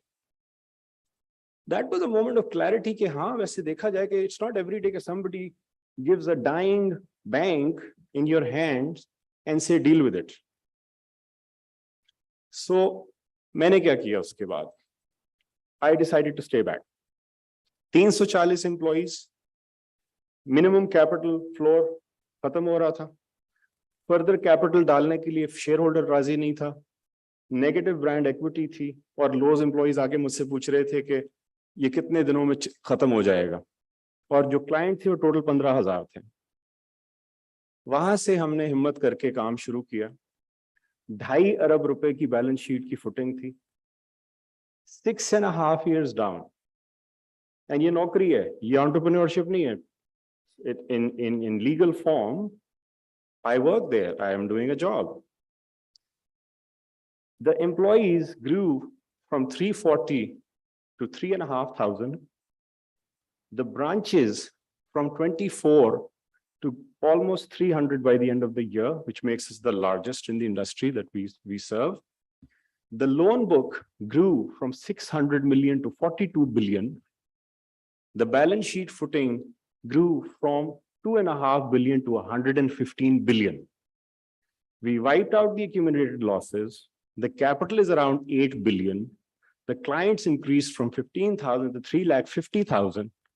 And the deposit clients increased from hardly anything to 2 million, including the wallets.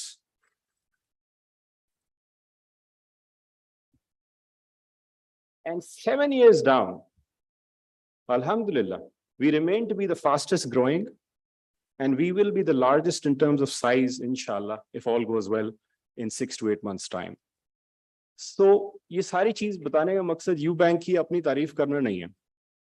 जब मैं और my fit and proper came in 2018, and I could call myself president after 3 years.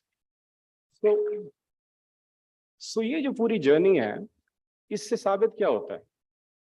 And I would second what doctor साहब ने कहा, हर किसी की अपनी एक जर्नी है. किसी की जॉब के अंदर हो सकती है, किसी की अपने काम में हो सकती है, बट हिम्मत, फेथ, अल्लाह पे यकीन, नियत ठीक, काम पूरा.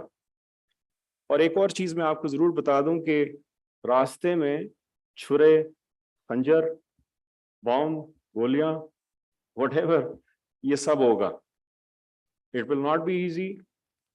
Sometimes you will be persecuted because you're young, sometimes because of gender, sometimes because of nationality. Sadly, ये होता है जिंदगी में, ये चीजें होंगी. But at the same time, आपको कमर बांध के आगे की तरफ जाना है. और हर किसी की जर्नी अलग होगी. And the worst mistake that we end up making is कि वो मेरे साथ यूनिवर्सिटी में था और वो CEO बन गया और मैं अभी तक मैनेजर हूँ. That's the worst thing you can do to yourself. Because जब मेरी नौकरी इस स्टेज पे आई थी, मुझे 15 साल वर्कफोर्स में हो चुके थे और मेरा करियर खत्म हो गया था. और मैं पता नहीं क्या कुछ सोचता था कि मैं खत्म हो गया और बाकी जो लोग स्टेबल जगहों पे बैठे हैं वो कहाँ से कहाँ निकल गए. नाउ ये सारी चीज अगर मेरे साथ पर्सनली ना होती और मुझे वो लेटर भी मिल जाता, इदारा भी स्टेबल होता, तो I can write it down for you bank की और मेरी जर्नी 7 साल की ये ना होती जो आज. और वो सब कुछ होना जरूरी था, वो सारी ज्यादती होना जरूरी थी, वो सारी मुसीबतें जरूरी थी, जहां से निकल के जिन हुप्स को क्रॉस करके ये इदारा, मैं और मेरी टीम, जिसके बगैर मैं कुछ भी नहीं हूँ. आई वॉज वेरी फॉर्चुनेट कि रास्ते में मुझे कुछ ऐसे लोग मिल गए जिन्होंने मेरा साथ दिया, और वहां से गाड़ी हमारी आगे चली और आज माशाल्लाह 3,500 स्ट्रॉन्ग. एंड आपको एक और बात बता दूं, लोग मुझे यूजुअली क्रिटिसाइज करते हैं कि he is very anti digital rail roads, he is very brick and motor focused. ये मुल्क, जब आप कराची, लाहौर, इस्लामाबाद से बाहर निकलते हैं तो ये 3G 4G चलना बंद हो जाता है बहुत जगह पर. डेटा नहीं है, स्मार्टफोन पेनिट्रेशन है, मगर USSD प्रेवलेंट है.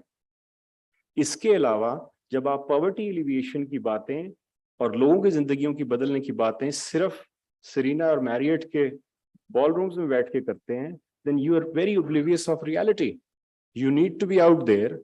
You need to see what's going on where the rubber meets the road. So हमें ये लगता है, in closing, मैं आपको ये बात जरूर करूंगा कि it's not an either or situation. Everybody wants to be digital. हमने बैंक में जोक बनाया हुआ है कि अगर मैं अपना नाम कबीर डिजिटल नकवी रख लूं तो शायद तनख्वाह डबल हो जाए कल. But you have to stay real. So एक लीप फ्रॉगिंग पाकिस्तान के लिए जरूरी है. यस, बहुत सारे हम सब चाहते हैं हम लीप फ्रॉग करें, मगर कुछ चीजें हैं जो अपनी नेचुरल एवोल्यूशन से गुजर के ही होंगी. और आज जो आपने और हमने हमें अज़म करना चाहिए वो ये है कि ये जो लोग 34 साल की उम्र से कम हैं या 60% 30 साल की उम्र से कम हैं, अगर वो एजुकेशन नहीं हासिल कर रहे, अगर वो वोकेशनल ट्रेनिंग नहीं कर रहे, तो आज से 10 से 15 साल बाद जब ये सारे अपनी मिडिल एज में जाएंगे और एक्टिव वर्कफोर्स का हिस्सा नहीं होंगे तो ये पाकिस्तान के लिए कितना बड़ा मसला बनेगा। पानी खत्म हो रहा है, we are one of the worst affected countries as far as climate change is concerned.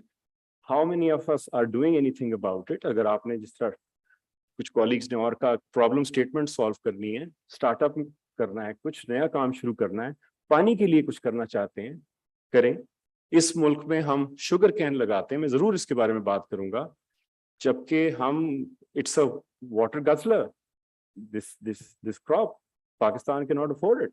सो ये जो सारी बातें हैं कि हमारे एग्री सेक्टर में रिफॉर्म्स क्या चाहिए, हमारे दूसरे सेक्टर्स में रिफॉर्म क्या चाहिए, and I am very optimistic कि पाकिस्तान की मट्टी बड़ी जरखेज है, but you know what's going on.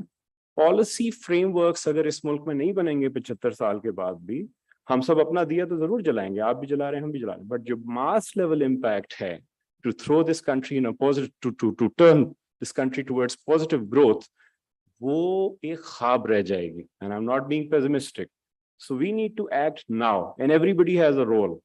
If you're a student, you have a role. If I'm running a bank, I have a role. Everybody in this room has a role to play. You just need to just believe in that. So with this, the entrepreneurial journey, आज का topic microfinance और entrepreneurial journey था. So this, myself, I would say, my team, we are an example of entrepreneurship in a highly regulated environment where we don't own the business also. We tried to solve a business case without the motivation for creating wealth for ourselves. We work for salaries, which are decent enough, I admit, but we don't own this business. When you come and talk to us, many people come and say, you're so emotional. How much shareholding do you have? You've created this franchise, which was hardly $7 million and is now worth more than $300 million and growing. How much of it do you own? And trust me, at times I feel, हाँ बेहतर होता कि उस वक्त थोड़ा stake ले लेते, अब बहुत महंगा हो गया। But what is the motivation? What is the driving force?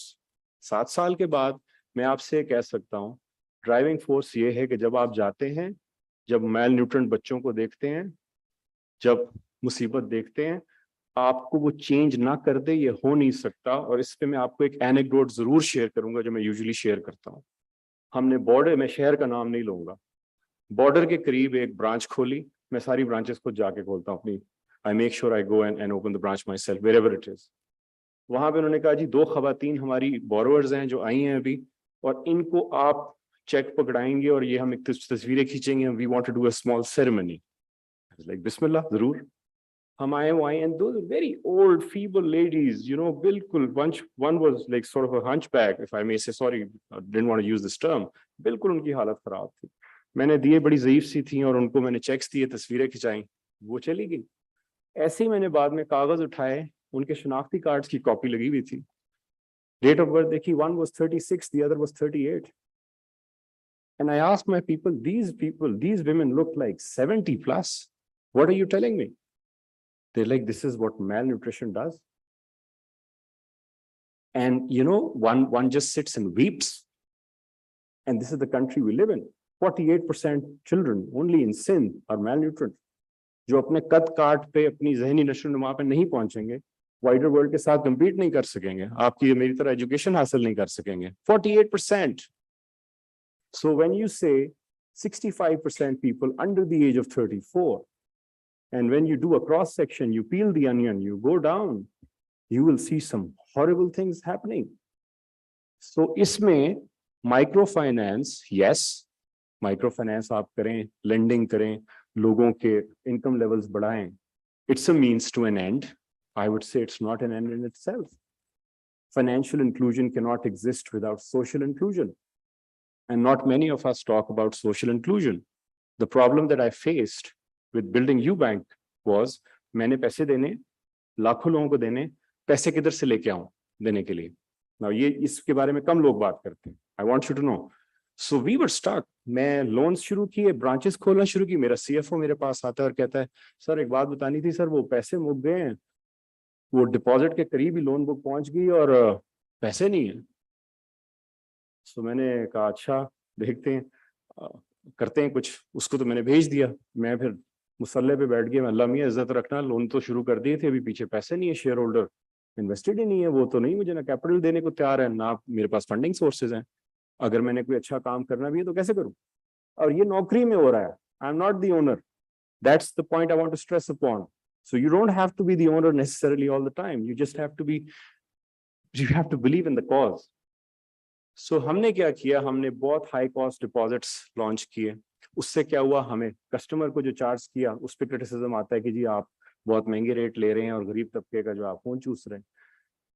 Compliance, technology, interest based cost of funding, operating cost, human intensive model, salaries, all of that, nobody is willing to look into.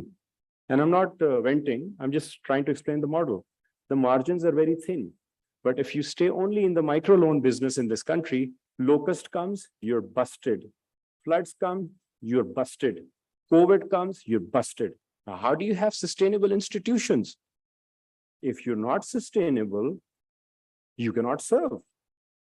Simple. Now, if I create revenue engines that are different from the microloan book, the second thing that comes up, he's trying to be a commercial bank. There is a mission drift. Now, there is a delicate balance that you have to strike.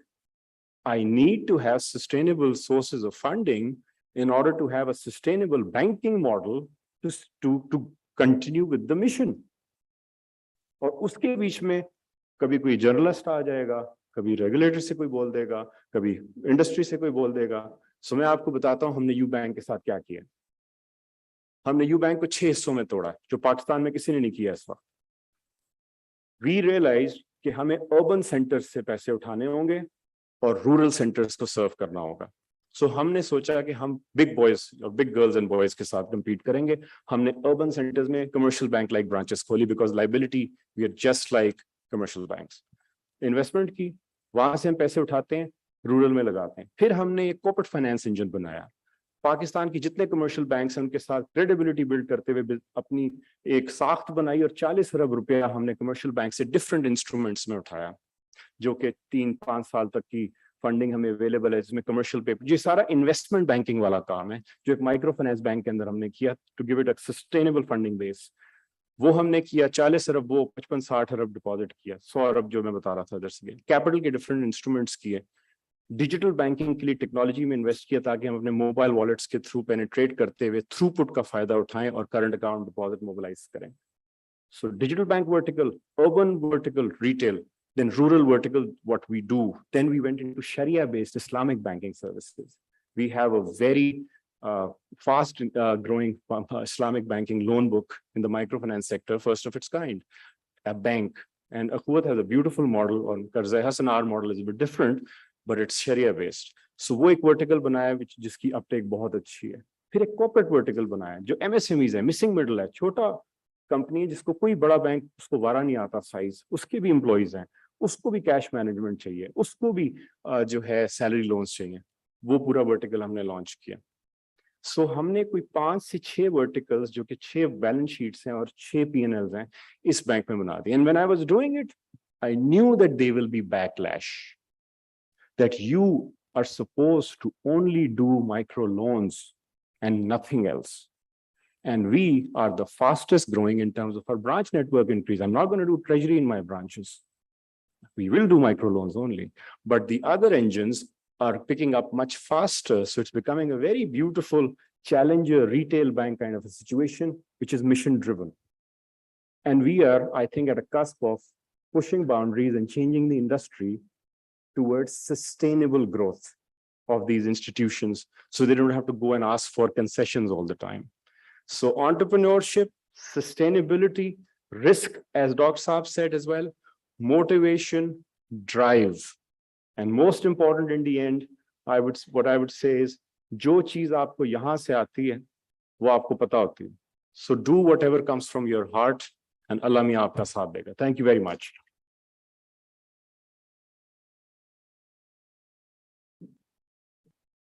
Thank you, Mr. Kabir Naqvi. It is true when they say that success does not happen overnight. Success, in fact, is the story of persistence and hard work. Today, as we discuss microfinance and its varying modalities for entrepreneurship, We have amongst us two entrepreneurial success stories of Ms. Uzma Hamid and Ms. Saima Kausar, both of which, with access to micro-lending platforms, have proved that success is no accident. It is hard work, learning, and sacrifice.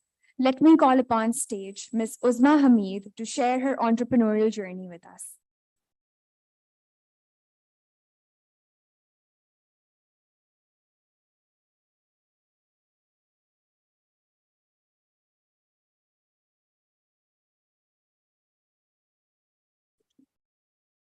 बिस्मिल्लाहिर्रहमानिर्रहीम अस्सलाम वालेकुम इज़बान ख़वातीनो हज़रात मेरा ताल्लुक अखुवत से है। मैं आज एक अखुवत के उस प्लेटफॉर्म पे खड़ी थी जहां पे किसी ने मेरा साथ नहीं दिया। वहां पे सिर्फ मुझे अखुवत ही नजर आया। मेरे हस्बैंड की डेथ हो गई थी, बच्चों की परवरिश थी, घर के अखराजात थे, जो कि मुझे कुछ भी नजर नहीं आ रहा था सिर्फ अपने घर के हालात के अलावा। लेकिन मेरे पास तालीम थी, हुनर भी था, लेकिन अगर कुछ नहीं था तो उसको आगे बढ़ाने के लिए, अपने बच्चों को बेहतर मुस्तकबिल देने के लिए कोई आगे नहीं था, कोई साथ नहीं था, जिससे मुझे सहारा मिला अखुवत से। डॉक्टर अमजद साकिब साहब, तहे दिल से शुक्रिया अदा करती हूँ उनका। लेकिन अपनी स्टोरी से पहले मैंने आपको बता दिया है, उससे पहले एक शेर है आप सबके लिए, न्यू जनरेशन के लिए। आसानियों से मत पूछ मंजिल का रास्ता, खुद अपनी राह में पत्थर तलाश कर, जर्रे से कायनात की तफसीर पूछ ले, कतरे की वुसअतों में समंदर तलाश कर।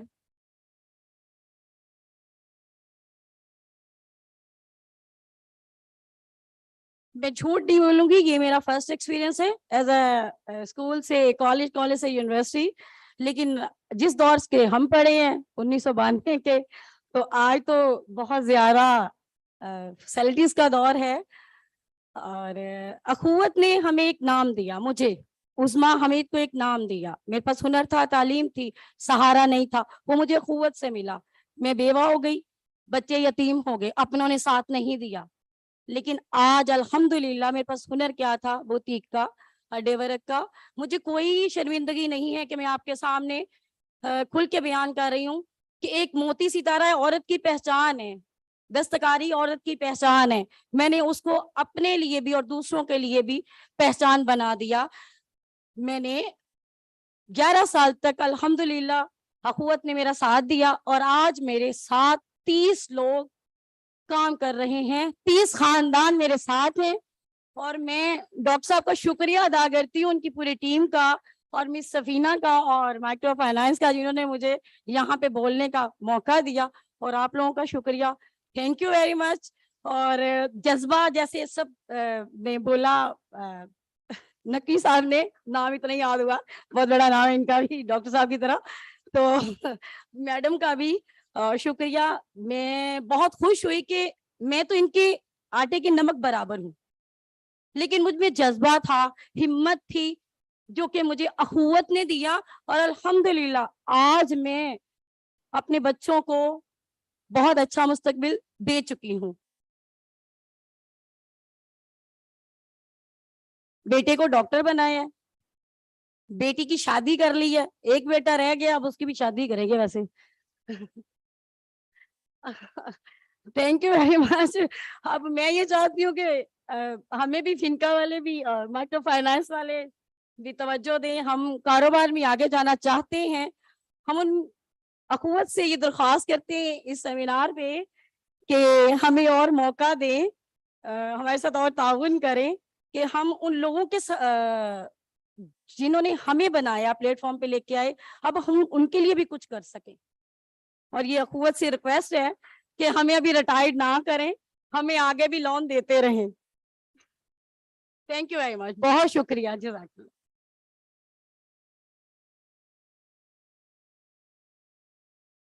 Thank you. Let me call upon stage Ms. Saima Kausar to share her entrepreneurial journey.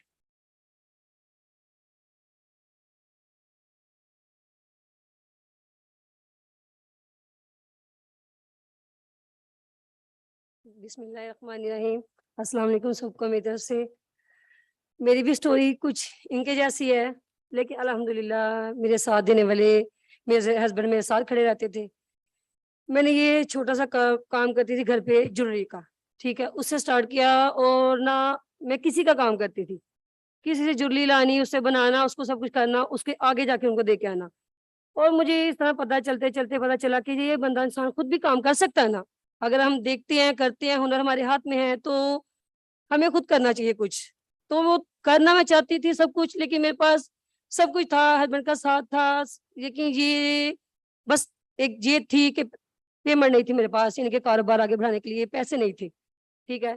और मुझे किसी ने बताया कि इस तरह कुव्वत वाले लोन वगैरह दे रहे हैं, तो आप उनसे रब्ता करें, उनसे बात करें। तो मेरी गली की कुछ लेडीज थी, वो जा रही थी, जो उन्होंने बात की कि आप भी हमारे ग्रुप में शामिल हो जाए। तो मैं उनके ग्रुप में ऐड हुई, उनको मुझे शामिल किया। मुझे फर्स्ट टाइम भी उन्होंने जो लोन दिया, तो मेरा काम सही चला, अल्हम्दुलिल्लाह ठीक था। लेकिन शुरू शुरू का तजर्बा था, इतना कामयाब नहीं हुआ। फिर मैं यानी कि उसी लाइन पे दोबारा फिर आगे कि खुद उन्हीं का घर से लेके स्टार्ट किया। दोबारा फिर मैंने लोन लिया, फिर मैंने स्टार्ट किया। हिम्मत मैंने नहीं हारी सर, जैसे कहते हैं कि हिम्मत नहीं हारनी चाहिए, वही बात ठीक है कि हम करेंगे, बढ़ेंगे आगे, तो हमें कोई पता चलेगा ना आगे बढ़ने का। तो फिर मैंने दोबारा फिर कुव्वत से ही लोन लिया। लोन लेने के बाद दोबारा फिर मैंने स्टार्ट किया, मैंने आगे तक बढ़ी, अल्हम्दुलिल्लाह वो मेरा काम स्टार्ट हो गया। फिर मेरी दोस्त थी मेरे साथ, उसने भी यही काम, उसको मैं और वो दोनों मिलके कर रहे थे। अब मेरा ये काम जो है वो मेरी फ्रेंड ने संभाला हुआ है। मैंने साथ साथ ये काम भी किया, साथ साथ मैं सोन का काम करती हूँ, तो मुझे वो सारा काम आता था। मैं सोचती थी कि फिर इससे आगे हम और बढ़े, तो मुझे लोन की ऑफर थी कि मुझे इससे ज्यादा और मिल सकता है। मैंने दोबारा क्या किया, दोबारा फिर वो मेरी सारा कुछ खत्म हुआ, दोबारा फिर मैं लोन अप्लाई किया, मुझे फिर बड़ा लोन मिल गया। और खुद तो मैं नहीं किया, यानी कि ये था कि किसी के साथ में मैंने जैसे मिलके काम किया, उनके साथ में ये लोन का काम किया। अब मैं इन माशाल्लाह मेरी इसी 2 ब्रांचेस चल रही हैं, ये कुव्वत के इदारे की तरफ से ही। बहुत शुक्रिया सबका कि आप लोगों ने हमारा बहुत साथ दिया। तो अब माशाल्लाह मैं 2 ब्रांचेस में काम कर रही हूँ, और कुव्वत की ही तरफ से मैं आगे बढ़ी हूँ। ऐसे तो कहें कि कोई रिश्तेदार, कोई बहन भाई, कोई खानदान में उठ के कर साथ दे, बिल्कुल बात गलत है कि कोई साथ देगा, कोई नहीं देता। अपनी हिम्मत खुद करनी पड़ती है। और जो मैंने की, मैं 2-3 दफा गिरी हूँ, उठी हूँ, गिरी हूँ, उठी हूँ, और उठाने वाले मुझे सिर्फ कुव्वत का अदारे वाले ही थे। अल्हम्दुलिल्लाह मेरा उन्होंने बहुत साथ दिया। अब लास्ट टाइम फिर भी मेरा उन्होंने साथ दिया। अब मैं यही इस लोन के लिए मुझे मशीनीज वगैरह चाहिए थी, मैंने उनसे बात की, उन्होंने मुझे कहा कि जी आप आए, हम आपकी फिर हेल्प करेंगे। अब मैंने उनसे लोन लेके मैंने बड़ी मशीनीज वगैरह खरीदी हैं। तो माशाल्लाह से मेरा काम बहुत अच्छा जा रहा है अल्हम्दुलिल्लाह। अपने बच्चों के साथ, मेरे हस्बैंड का थोड़ा सा ना पाँव का मसला है, लेकिन वो मेरे साथ फिर भी खड़े रहते हैं। कभी उन्होंने मुझे नहीं कहा कि आप ये काम ना करो, आप ऐसे ना करो, आप वैसे ना करो। लोग बातें करते हैं, गिराने वाले सर की बात ठीक है, गिराने वाले बहुत है, खंजर बहुत है रास्ते में, बहुत से खड्डे हैं, बहुत कुछ है। हमें हिम्मत करेंगे, हम आगे बढ़ेंगे, तो फिर ये ना, खास तौर पे औरतों को गिराने वाले बहुत से लोग हैं, जो औरतों का साथ बिल्कुल भी कोई नहीं देता, और मिडिल क्लास फैमिली में तो कोई देता ही नहीं ना। तो अल्हम्दुलिल्लाह सर ने बात अच्छी की थी, हुकूमत के इदारे से मुझे बहुत शुक्र है, मुझे अच्छा काम मिला, अच्छा सब कुछ मिला। अब मैं 2 ब्रांचेस में टीचर्स हूँ वहाँ की, वहाँ पे उनको क्लासेस देती हूँ। 30 से 40 लड़कियां जो मेरे साथ काम कर रही हैं, उनको मैं सिखाती हूँ। उनमें से 2 लड़की ने अपना जाके बना लिया। और आगे मैं चाहती हूँ कि अभी तो मैं किसी के साथ मिलकर काम कर रही हूँ ना, यानी कि जैसे हम पार्टनरशिप पे काम करते हैं वैसे कर रही हूँ। लेकिन मैं चाहती हूँ मैं अपना अदारा खुद खड़ा करूँ, मैं अपने पाँव पे खुद खड़ी हूँ, किसी के जरिए, किसी के आगे साथ वो नहीं है, मैं खुद के लिए करना चाहती हूँ। और वो आपकी बात ठीक है कि वो तो चाहिए कि हमारा साथ ना छोड़े, हम भी इनका साथ नहीं छोड़ेंगे। तो आप सबका बहुत शुक्रिया मुझे यहाँ पे बुलाने के लिए, मिस साहब का भी। अल्हम्दुलिल्लाह मुझे कामयाबी अगर मिली है तो मुझे इसी अदारे से मिली है। सर आप सबका बहुत शुक्रिया, आपने हमें इस काबिल समझा कि हम यहाँ पे आए और अपनी बात, अपने दिल की ख्वाहिशात आप सबको सुनाएं, सबके साथ करें। वो तो कोई सुनने वाला नहीं था, आप लोग ही हैं जिन्होंने मेरा साथ दिया। बहुत शुक्रिया आप सबका, बस मुझे इतना ही चाहिए आपके लिए। सर आप सबका बहुत शुक्रिया, thank you.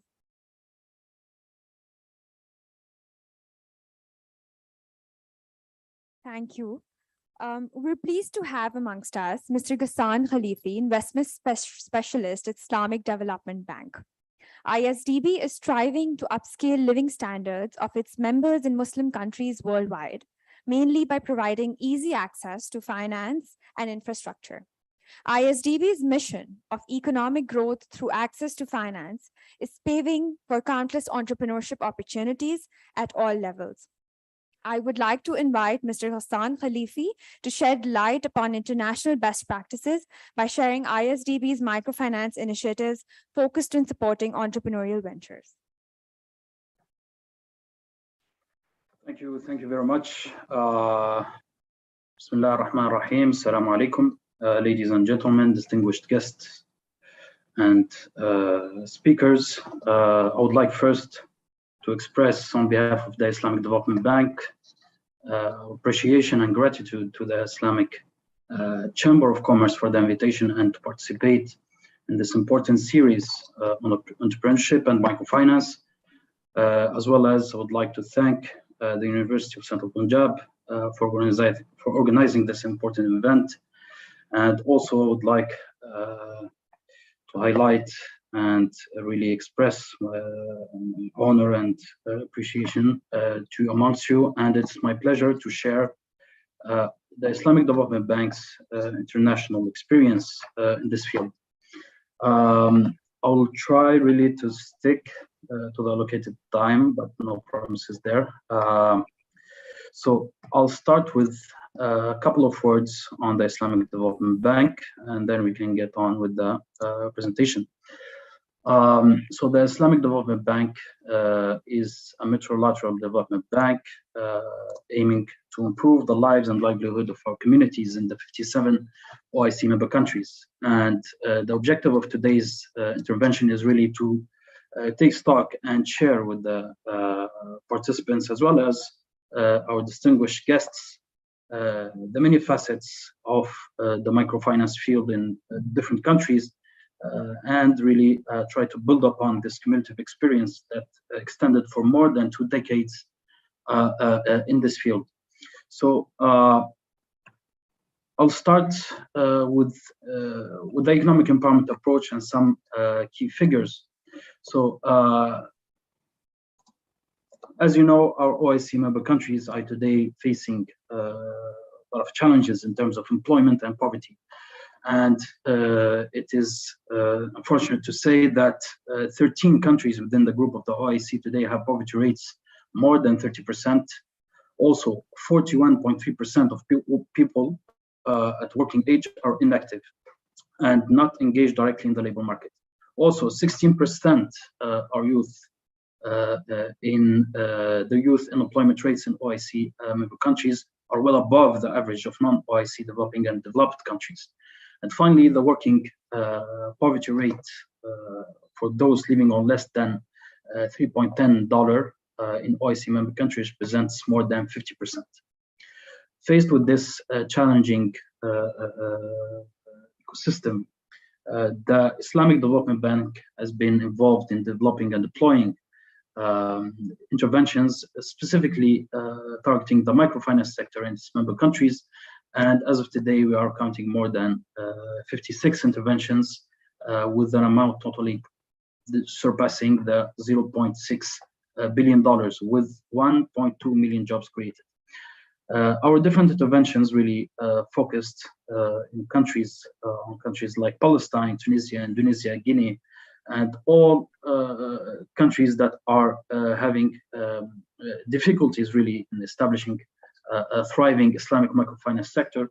So the first interventions were really challenging, and as the speed picked up, we were able to deploy and test different models. And being a multilateral development bank, this gave us the necessary flexibility to test and tweak our intervention models.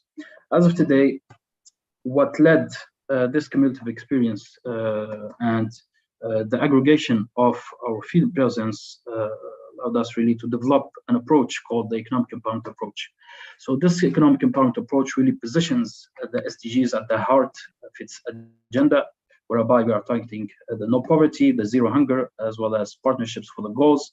We will see later on how partnerships are key really in developing successful interventions in the microfinance sector. So the main aim was to achieve a paradigm shift. This paradigm shift is to go from financial inclusion to economic inclusion. So the economic inclusion we will see later on, which is more comprehensive than the financial inclusion. And the economic inclusion includes social inclusion that was mentioned earlier, and goes beyond with the one and main objective, which is achieving the sustainability of the microfinance sector, as well as at the micro level of the individual projects.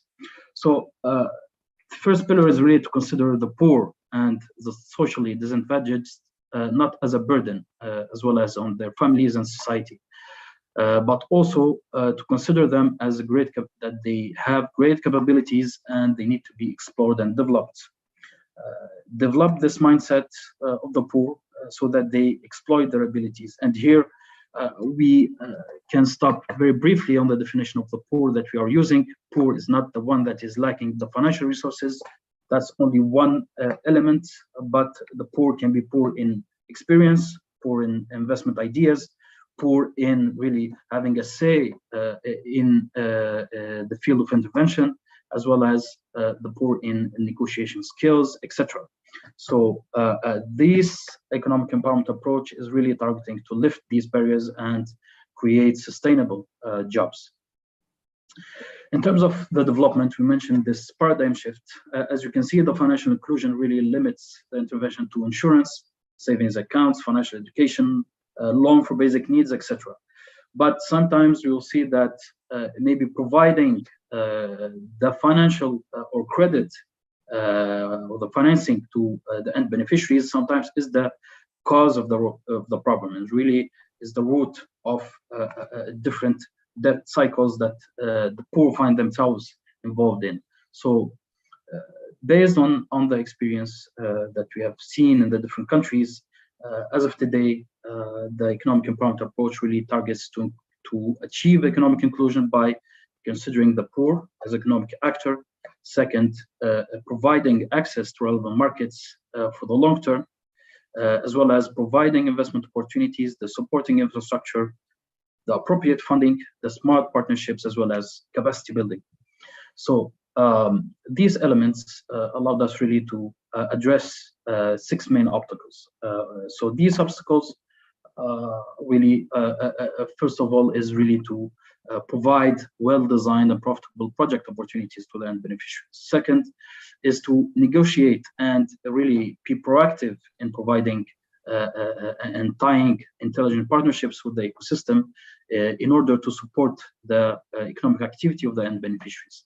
Third is to provide an affordable and appropriate supporting infrastructure, whether it's access to, for example, agricultural roads for the end beneficiaries, and as well as providing, for example, the necessary digital solutions. Also, the difficulty to access relevant markets here in terms of power of negotiation. Economic empowerment institutions, for example, we'll see later on, will play an extremely important role in providing this access to relevant markets and negotiating on behalf of the end beneficiaries. Also, the lack of capacity and the weak belief in self-potential. Here, we need to really think on designing tailored capacity building programs and vocational training for this purpose that stems really from the need and the capacities of the end beneficiaries. And finally, the lack of access to an appropriate funding. So here, I'm sure all of you are aware that matching, for example, the cash flow of the end beneficiaries returns is one of the ways to provide an appropriate funding for these end beneficiaries, but also in terms of ecosystem solutions, providing the government level concessional loans and grants can greatly improve this facet. So in terms of the conceptual framework, the ISTB has built this model really to again, putting in mind the sustainability of the end beneficiaries projects, but also providing a solution for the actors involved in the value chain from production to commercial to marketing. And of course, here positioning the economic empowerment institutions as well as the economic actors at the heart of the intervention. So the main model involves building strategic partnerships, whether with donors or strategic investors, and then at the level of the ISTB, for example, at the level of the Economic Empowerment Department, whereby the design happens of economic empowerment interventions that can take shape through the business engineering element in the form of economic empowerment institutions. We have already established economic empowerment institutions in different countries, as well as economic empowerment funds. We have just launched actually 2 funds, $100 million fund in Uzbekistan and another $500 million fund in Palestine that we can cover later on. And of course, the economic empowerment programs, we have deployed recently more than 7 programs in the last couple of years in this field, totaling an amount more than $350 billion. And the main conclusion of these programs is really to provide the necessary support to the economic empowerment beneficiaries while linking the ecosystem actors, whether it's from the NGOs, the public, as well as the private sector, to these beneficiaries.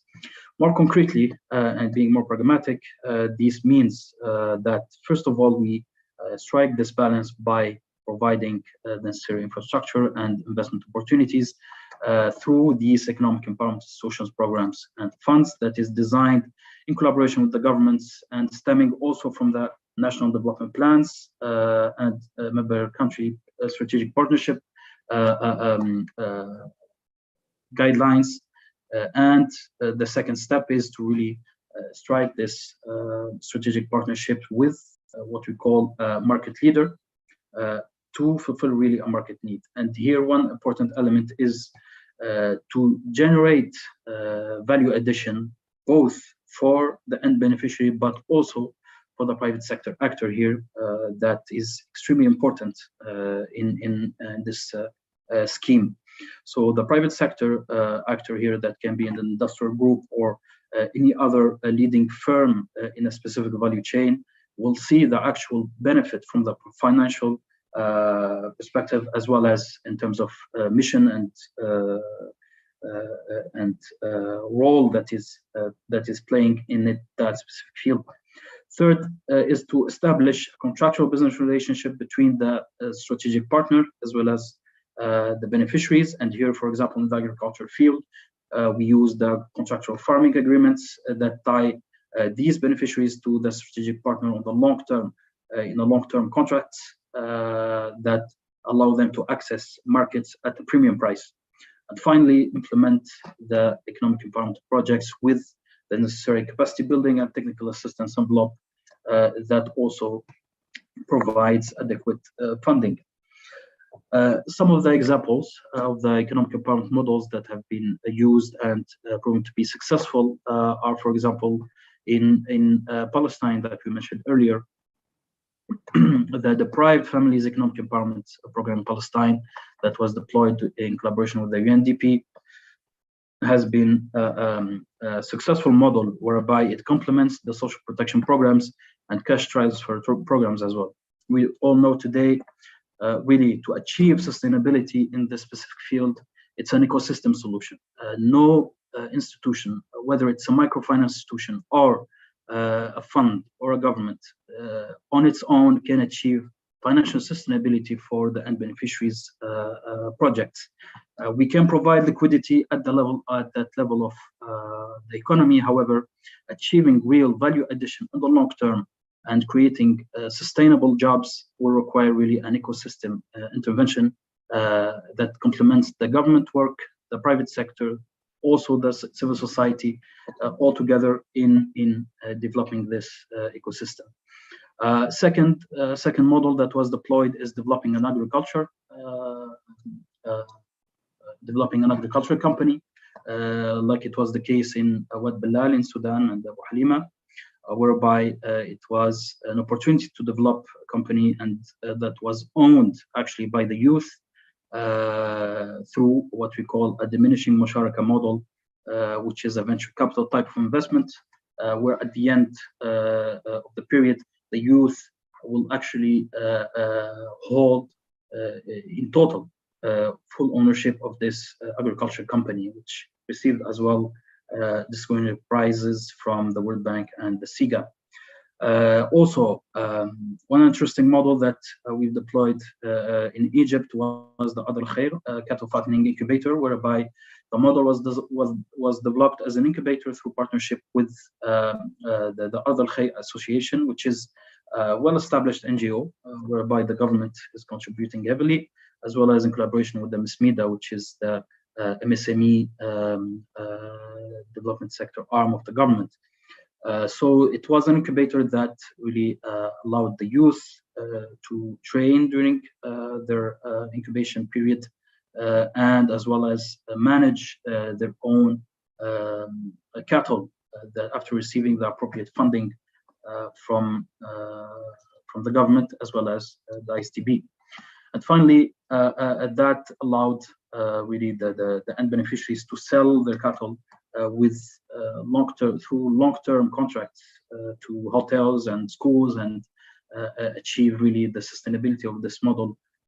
And they've been participating through different rounds again and again in this interesting experience.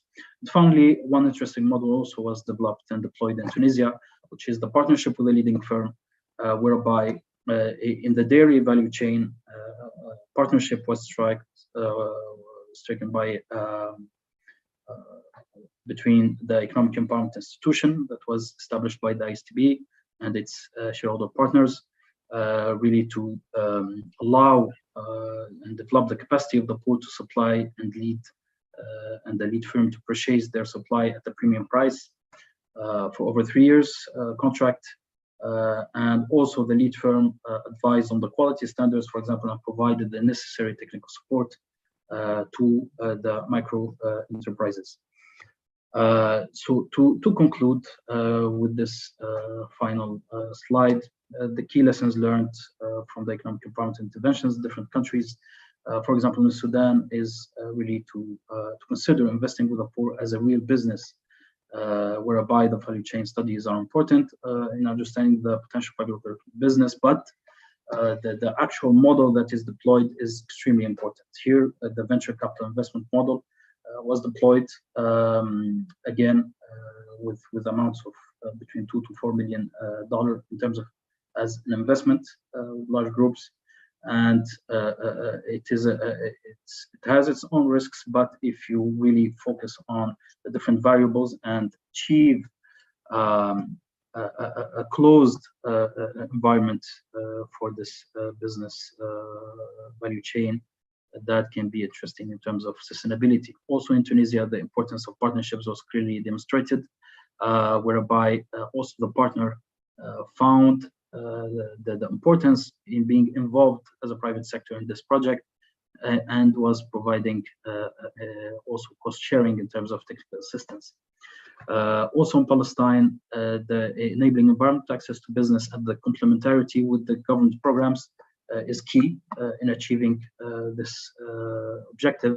And finally, in Egypt, the vulnerable groups, including women and youth, are key beneficiaries and actually can participate and benefit and gain essential skill in this specific model of incubation. And to conclude, these are some of the prizes received in these, and a few, just to name a few. The Ard al Khair was presented in the Paris Peace Forum as an innovative model for achieving sustainability and value creation for those jobs. Thank you.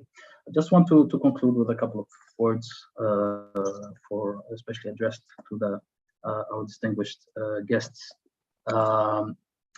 Today, the importance of developing and participating in developing the entrepreneurship system, as well as from the youth perspective, is to consider that the sustainability of the beneficiaries projects needs to be supported with an ecosystem solution.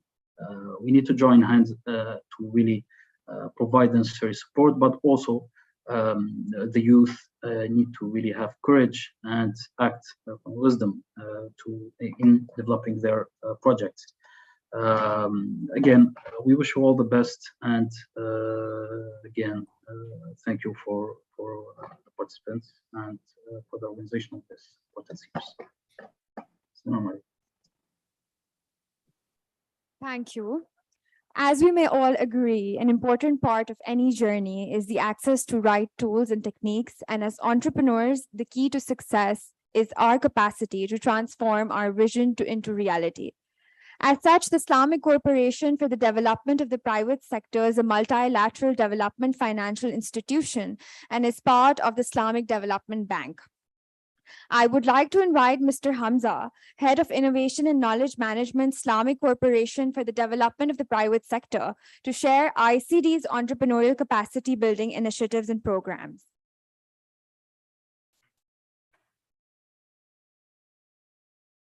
Assalamu alaikum wa rahmatullahi wa barakatuh. Your Excellencies, respected speakers, my fellow students, ladies and gentlemen. Bismillah ar-Rahman ar-Rahim. Salatu wassalam ala ashraf al-anbiya wal mursaleen. Good afternoon, all of you. And many thanks to the Islamic Chamber of Commerce, Industry and Agriculture, ICCIA, for inviting ICD to share this intervention in this important topic. ICD actually is very proud with this collaboration, and it's trying to join hands with such partners to support the entrepreneurship ecosystem in its member countries. Ladies and gentlemen, although it is virtually, still it's a great pleasure to join you today in this event, in this place, which is a great university, as I heard, the University of Central Punjab. It's a privilege indeed. Moving forward, allow me to first give a brief introduction about ICD. ICD is the Islamic Corporation for the Development of the Private Sector, which is the private arm length of the Islamic Development Bank Group. It's just like the IFC to the World Bank. ICD stands with the authorized capital of 4 billion, and its shareholders are actually the Islamic Development Bank, 50%, and another 54 member countries and financial institutions. The main activity of ICD is to finance small and medium enterprises through local intermediaries like financial banks, financial institutions, banks, microfinance institutions, and other like leasing and other financial institutions. ICD is very active in developing funds, in establishing banks in our member countries, and also in developing special programs for very special sectors. That is in a nutshell what is ICD is all about. So, ladies and gentlemen, IDB Group, as my colleague just highlighted some of the interventions that IDB Group as a whole is extending to the entrepreneurship ecosystem. I would say that IDB has several programs. It's very notable programs. What is really striking me to introduce the programs of ICD, I just want to let you know that ICD is complementing what is IDB is doing. So in addition to what my colleague just mentioned, I want to highlight one of the major program that IDB introduced to the market, which is the Engage Platform and Transfer Fund. It's a great program where entrepreneurs and innovators and businesses community can tap into potential skills, sourcing ideas, and knowledge transfer. They really can find a good place as a good hub to create a global innovation ecosystem within our communities, connecting innovators, connecting mentors, advisors, and all supporters, including angel investors, and also they can have access to funding. Through Engage Platform, innovators, SMEs, private sector companies, government, decision makers, and NGOs will benefit from mentoring services and expert exchange sharing that will help activate their ideas and proposals to international recognized standards. So ICD, to complement this role of IDB Group, has introduced a program for the entrepreneurship ecosystem that is designed specifically to help founders to start and scale up their entities. This is number one. Number two, to introduce individuals, group, and firms who can provide early stage capital to talented local founders, teams who are ready to flourish. As I heard in this morning, afternoon, our speakers mentioning one of the most important factors is teams. So you have to have team members in your venture.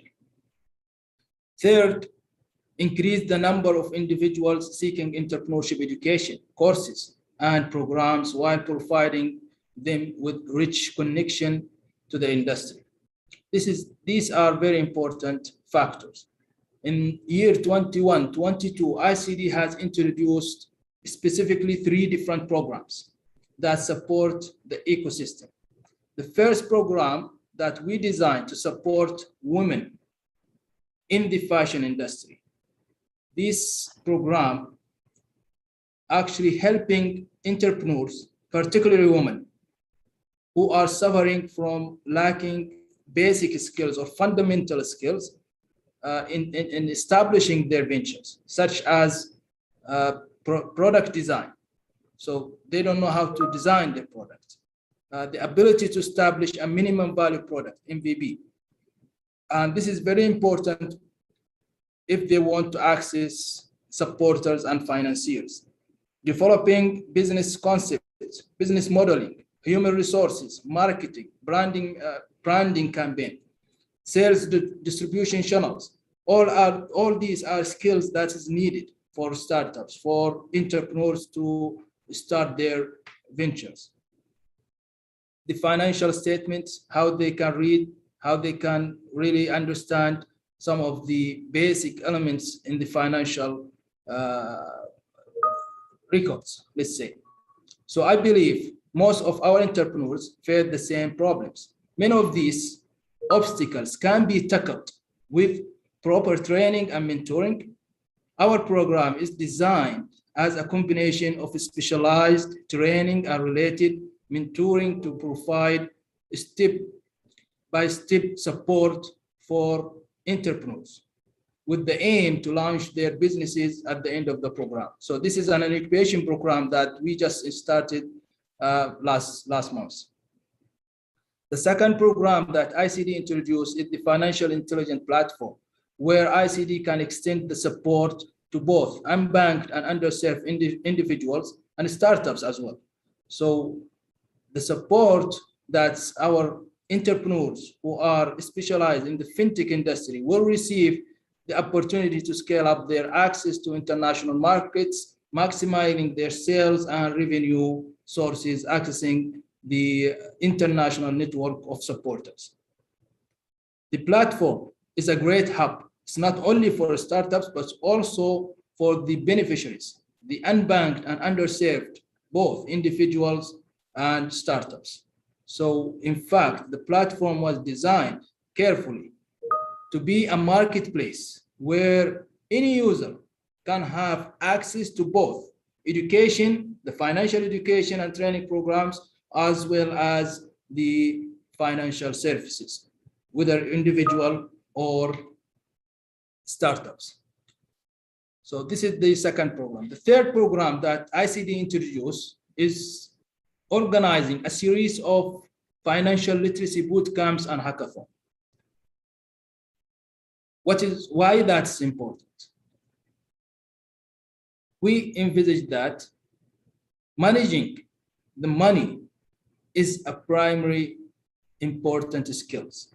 So to raise this important part inside every individual who is going to be eventually a businessman, they have to learn how to manage their money. So financial literacy is one of the major elements in the financial inclusion agenda. So we have this series of programs, boot camp. We organized so far around 5 or 6 boot camps in Nigeria, Egypt, and Saudi Arabia, in addition to Turkey. The program is targeting the youth, entrepreneurs, college students, startups, and also SMEs who don't have the ability to acquire any skills in the financial education. For the financial literacy awareness events, we have participation coming from the university, participation coming from the entrepreneurs base. We have also households and also professionals as well. The bootcamp utilizes various engagement style, so to allow participants to gain maximum benefits from these events. For example, we have like presentation style, panel discussions, one-on-one mentorship, workshop session, and to maximize the benefit, we are trying to engage them in competition and hackathons just to deploy what they learned in the previous sessions. So just to summarize the curriculum of the boot camp, the financial literacy boot camp, we put it in a table where we identify the main skills that every single entrepreneur and startup has to learn over these 3 days or 5 days in some cases. Important topics such as idea validation tools. From the very beginning, they have to validate their ideas.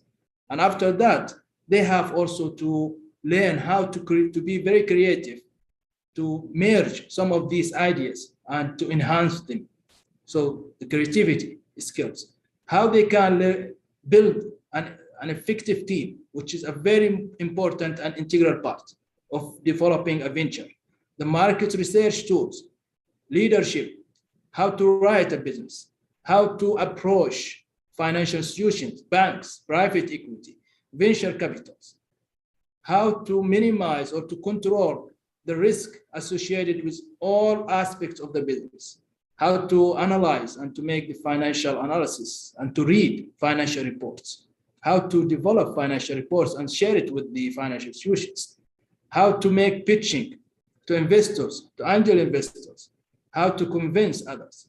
All these are very important skills that instill in our programs.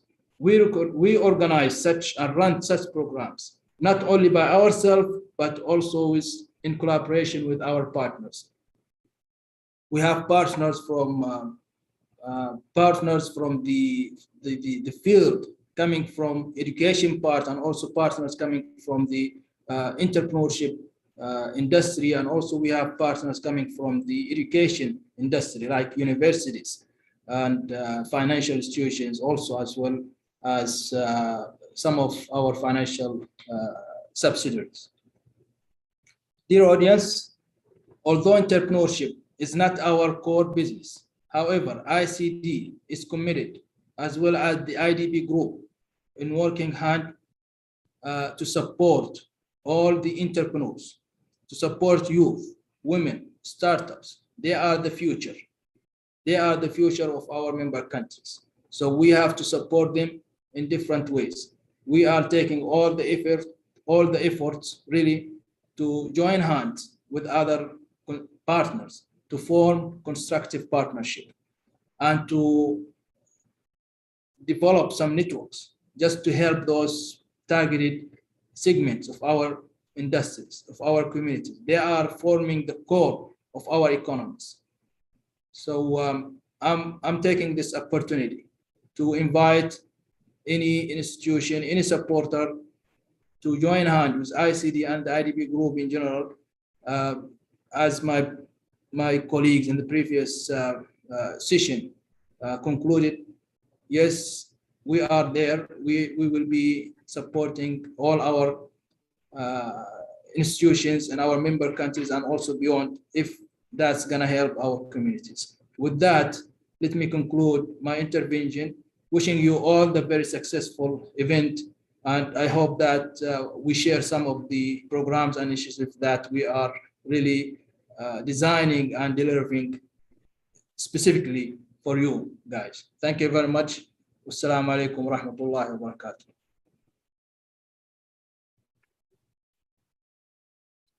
Thank you. With this, we will now proceed to our question answer session.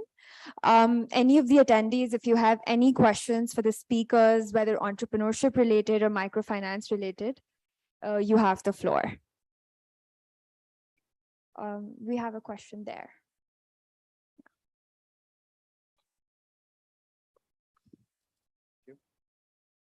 Assalamu alaikum, sir. Sir, my question is, first of all, I would like to thanks to all the judges कि आप लोगों ने इतनी proper तरीके से elaborate किया, especially Dr. Amjad, जिन्होंने youth की जो है इखलाक पर और बाकी चीज़ों पर बात की कि हमें जिस पे काम करना चाहिए. सर, मेरा क्वेश्चन इस तरह से है कि जैसा कि हमें कायदे आज़म ने भी ये फरमाया कि रियासत जो है वो हर शहरी को जॉब नहीं दे सकती, इसलिए हर क्योंकि हम पाकिस्तानी हैं, पाकिस्तान के पास सबसे ज़्यादा यूथ है दुनिया के अंदर, तो इस यूथ को अपनी स्टडीज़ कंप्लीट करने के फ़ौरन बाद ऐसी स्किल्स आनी चाहिए कि वो लोग अपना काम स्टार्ट कर सकें. जबकि अगर आज की बात मैं करूं, मैं अपनी एज के फेलोज़ की बात करूं, no doubt my institution is working hard to give the skills like today's event, लेकिन मेजोरिटी की बात करें तो कोई फेसबुक पर और दूसरे प्लेटफॉर्म्स पर टाइम वेस्ट कर रहा है. We don't have all that a plan कि हमें एजुकेशन के अंदर स्किल्स दी जा सकें सो दैट कि हम उस पर काम करें. अगर आप सर नकवी ने जैसे बात की कि हम स्किल्स सीखें, आईटी की बात की, तो आईटी की स्किल्स हर बच्चे के बस की बात नहीं है. माय मेजर इज सीएस और मैंने सीएस में देखा है कि अगर कोर्सेज पढ़ें तो कोर्सेज हमें वो स्किल्स नहीं देते जो इंडस्ट्री डेवलप मांगती है. इंडस्ट्री के पॉइंट ऑफ व्यू से, being a Pakistani, being a microfinance professionals and entrepreneurs, I would like to know what suggestions do you want to give us कि हम आने वाले टाइम में उन प्रॉब्लम्स को कैसे कूप अप करें कि हमारे मुल्क पे जो कि इंटरेस्ट बेस्ड लोन्स आए हुए हैं हम उसको कूप अप कर सकें. मेरा question. Thank you very much जी. देखें, आपका सवाल बड़ा तवील जवाब मांगता है. पहली चीज तो ये है कि जैसे कबीर साहब ने और मोहसिन ने और उन्होंने सबने कहा कि technology is the most important vehicle to survive. Technology is not end, technology is a means. बगैर कंप्यूटर साइंस के, बगैर आईटी के, बगैर कंप्यूटर समझे, बगैर ये सारी चीज़ों के हम नहीं एग्जिस्ट कर सकते. ना हम टेक्सटाइल का बिजनेस कर सकते हैं, ना हम एग्रीकल्चर कर सकते हैं, ना हम लाइव स्टॉक कर सकते हैं, ना हम सोशल कोई एंटरप्राइज चला सकते हैं. कोई काम नहीं हो सकता. ये हमें समझना चाहिए. अच्छा, अब नेक्स्ट चीज है कि विद इन आईटी कितनी ग्रोथ हो सकती है, कितने जॉब्स हो सकते हैं.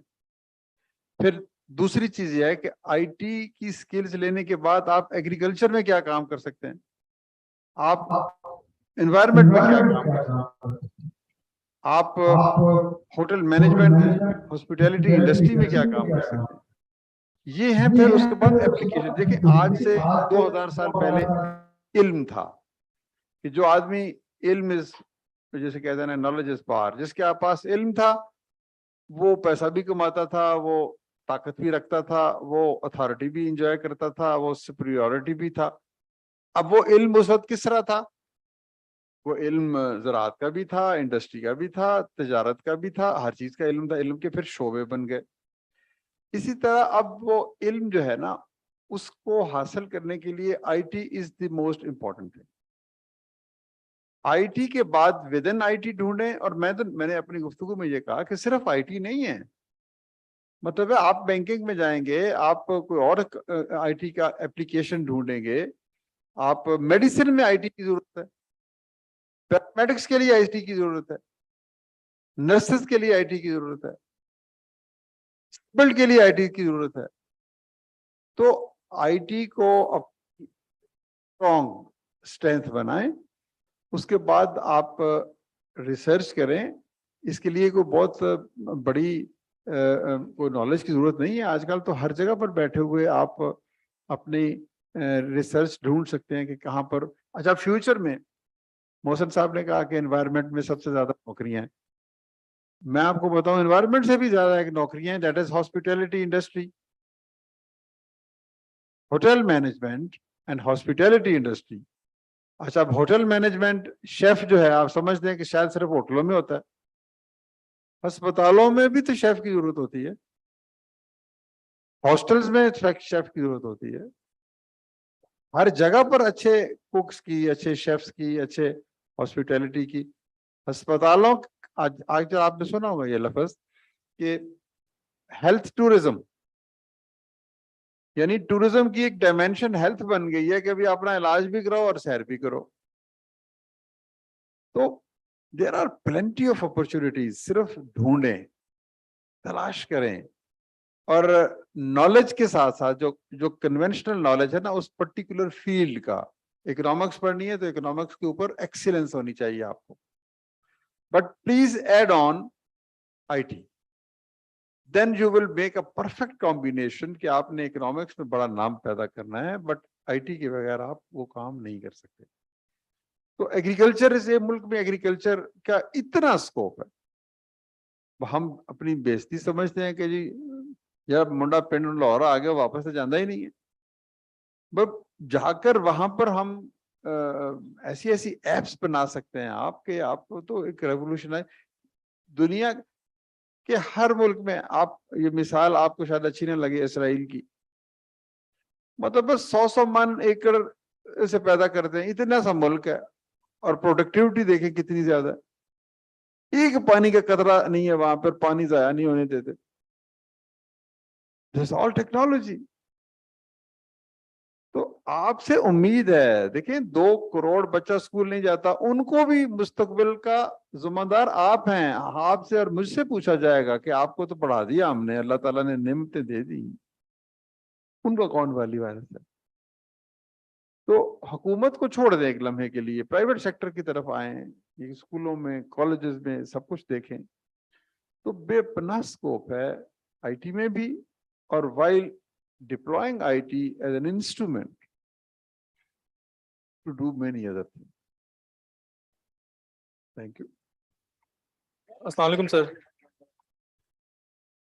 میرے خیال سے نا جی یہ جو فیوچر, جیسے میرا بیٹا آج کل پڑھنے کے لیے جانے لگا ہے, تو وہ پوچھتا ہے میں کس طرف فوکس کروں, تو اپنے بیٹے کو تو میں یہی بتاتا ہوں آپ انوائرمنٹ کی طرف دیکھیں, ڈیٹا کی طرف دیکھیں. Those who are good at data mining and data science, بہت بڑا اسکوپ ہے اس کے اندر. آپ یہ ہر قسم کی انفارمیشن کو پک کر کے کیسے کنورٹ کر سکتے ہیں انٹو آرٹیفیشل انٹیلیجنس, انٹو وہ machine technology, into data analysis, بہت کریٹیکل ہے. لیکن مجھ سے آپ ایک جنرل ویو لینا تو اپنا پیشن دیکھیں آپ یار, آپ کو کس وقت کس چیز کا شوق ہے, وہ کیا چیز ہے جس کے لیے, جیسے ڈاکٹر صاحب ابھی کہہ رہے تھے نا اپنی اسپیچ میں کہ آپ جس کے لیے صبح دوپہر صبح 2 بجے اٹھ کے نا تہجد کے وقت آپ یہ سوچیں یار یہ میں کس طرح سے اور اچھا کر سکتا ہوں, جب آپ وہ کرنے کے لیے جائیں گے نا تو آپ اور اپنی جاب جو بھی کام کریں اس کو انجوائے کر رہے ہیں. اگر آپ اس کام کو انجوائے کر رہے ہیں نا تو آپ ہر قسم کی مشکل بھی برداشت کر لیں گے, اور آپ آبجیکٹو کے لیے پیچھے بھاگیں گے اس کے. تو میری یہ مشورہ ہے. السلام علیکم everyone. Thank you so much. سر ثاقب, ایک کوشچن ہے میرا آپ سے. One second. میرا مختصر جواب آپ کو یہ ہے کہ کوشش کریں اپنے فارغ ٹائم میں بغیر تنخواہ کے do a lot of volunteer work. اور اس میں جو میں اگر اپنی جرنی جو شیئر کر رہا تھا, جو آپ نے کہا کہ اسکلز کس طرح سے آئیں گے, جب ہم نے اپنی آڈٹ لائف اسٹارٹ کی مجھے 1000 روپے ملتے تھے, اور 1000 روپے was just like a stipend token, but بہت ساری لرننگ ملتی تھی. میں شپنگ کمپنیز کے آڈٹس پہ جا رہا تھا, میں بینکس کے آڈٹس پہ جا رہا تھا, سینئر اسٹاف سے انٹریکٹ کر رہا تھا for 1000 rupee. So while you are studying, if your university has such programmes which I think they will, and they can allow you some time to work with say places like you bank, intern کریں. practical experience جو ہے نا جی اس کی کوئی نعم البدل نہیں ہے.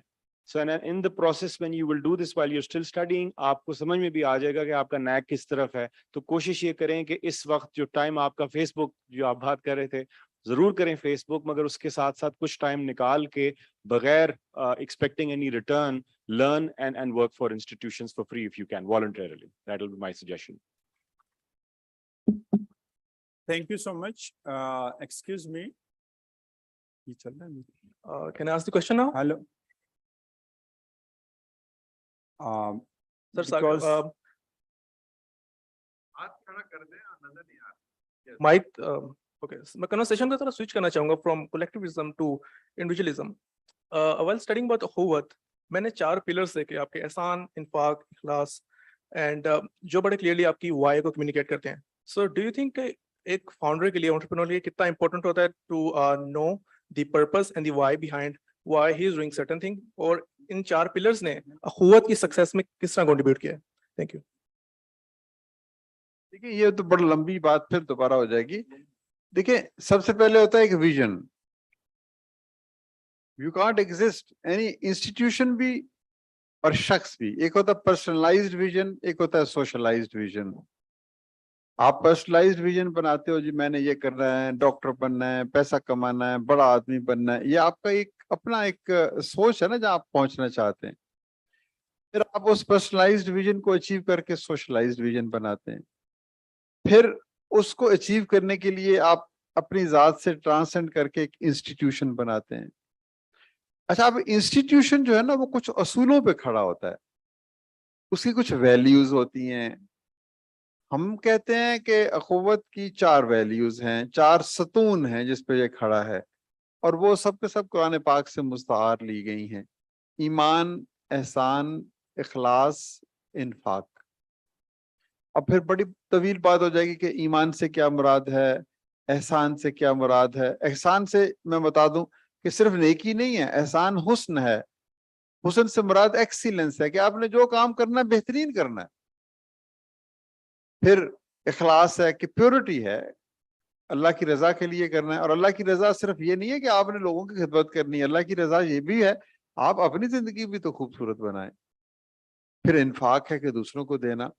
تو یہ 4 پلرز ہیں. کوئی بھی مشنری بیسڈ انسٹیٹیوشن کسی فلسفی یا کسی بنیادی اخلاقی جو اصولوں کے بغیر نہیں چل سکتا. اور کمرشل آرگنائزیشنز میں بھی یہی چیزیں ہیں. یہ نہیں ہے کہ وہ اصولوں, پروفٹ کی یوٹیلائزیشن ڈفرینٹ ہو سکتی ہے, بٹ مینجمنٹ کے اصول, ایتھکس کے اصول وہ تقریباً یکساں ہیں. اب کیا آپ بزنس میں انٹیگریٹی نہیں چاہیے, بزنس میں آنیسٹی نہیں چاہیے, بزنس میں وقت کی پابندی نہیں چاہیے, بزنس میں وعدہ کی پابندی نہیں چاہیے, بزنس میں ویلیو آف دی پروڈکٹ نہیں چاہیے, بزنس میں انوویشن, کریٹیوٹی اور ویلیو ایڈیشن جو میں نے کہا ہے وہ نہیں چاہیے.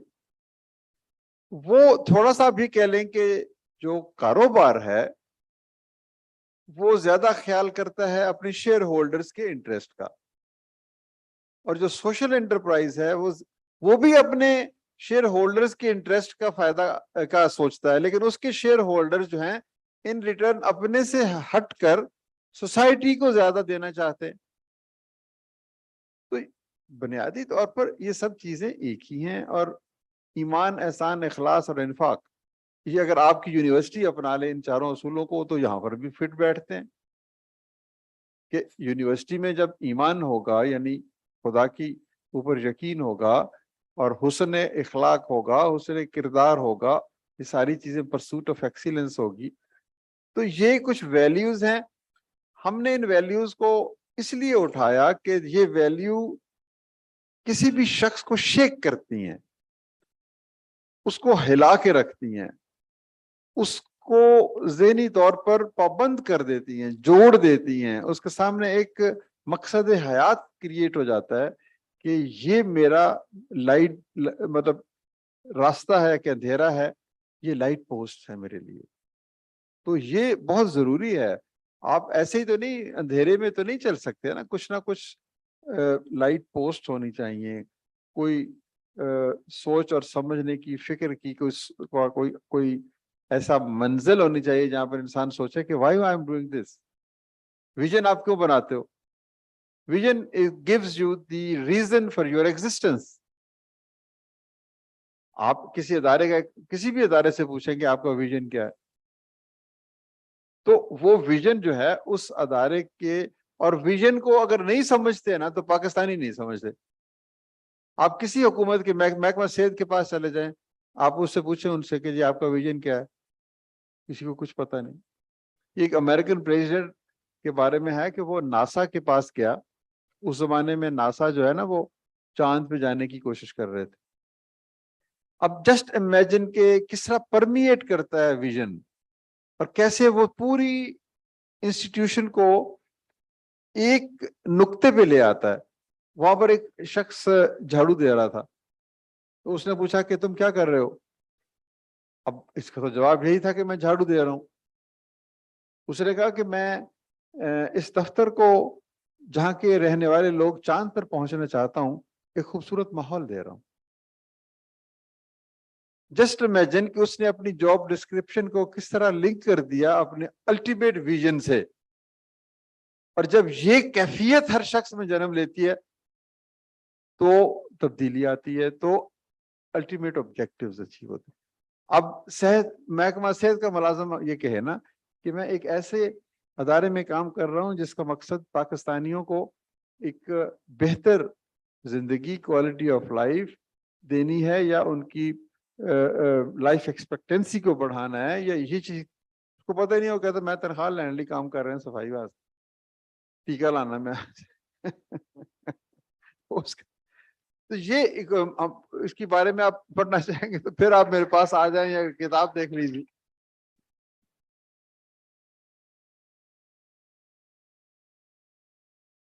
Hello, actually we are getting late. So, ji, yahan par hoon, excuse me. So we are getting late. So I would like to ask the audience, would you like to continue with the question answer session, or can we have during the high tea? Because we have our last speech also as a closing from the University of Central Punjab. Our pro-rector is here. So I think the question answer session. Okay, please, last question. And then we can continue in the during the networking session. Yes, please, last question.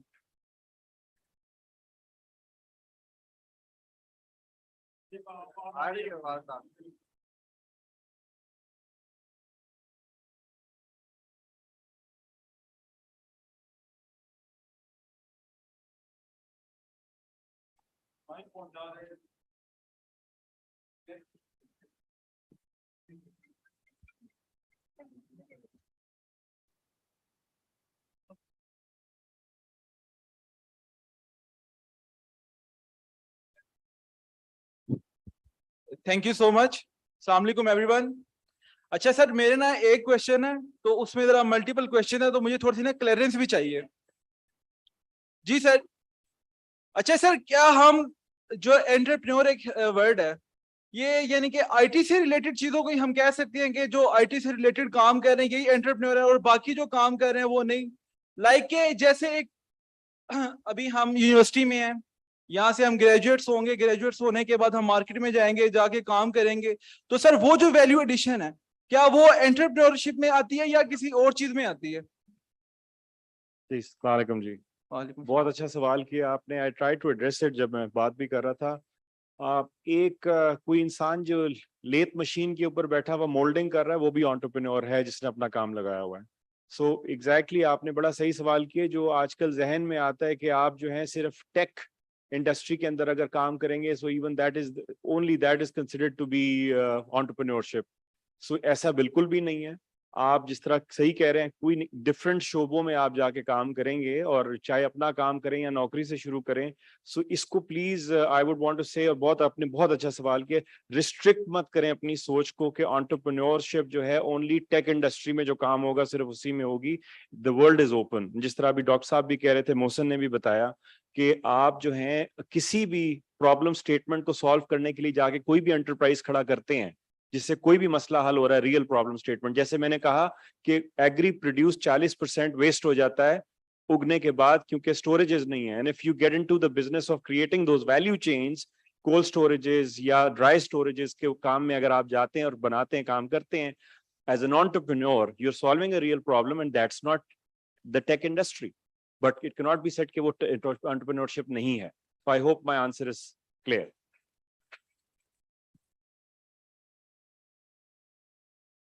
अच्छा जी, Thank you so देखिए, much. Yes. गुजारिश ये है कि एक होती है market, एक मार्केट में एक नीड होती है, मार्केट में एक भूख होती है.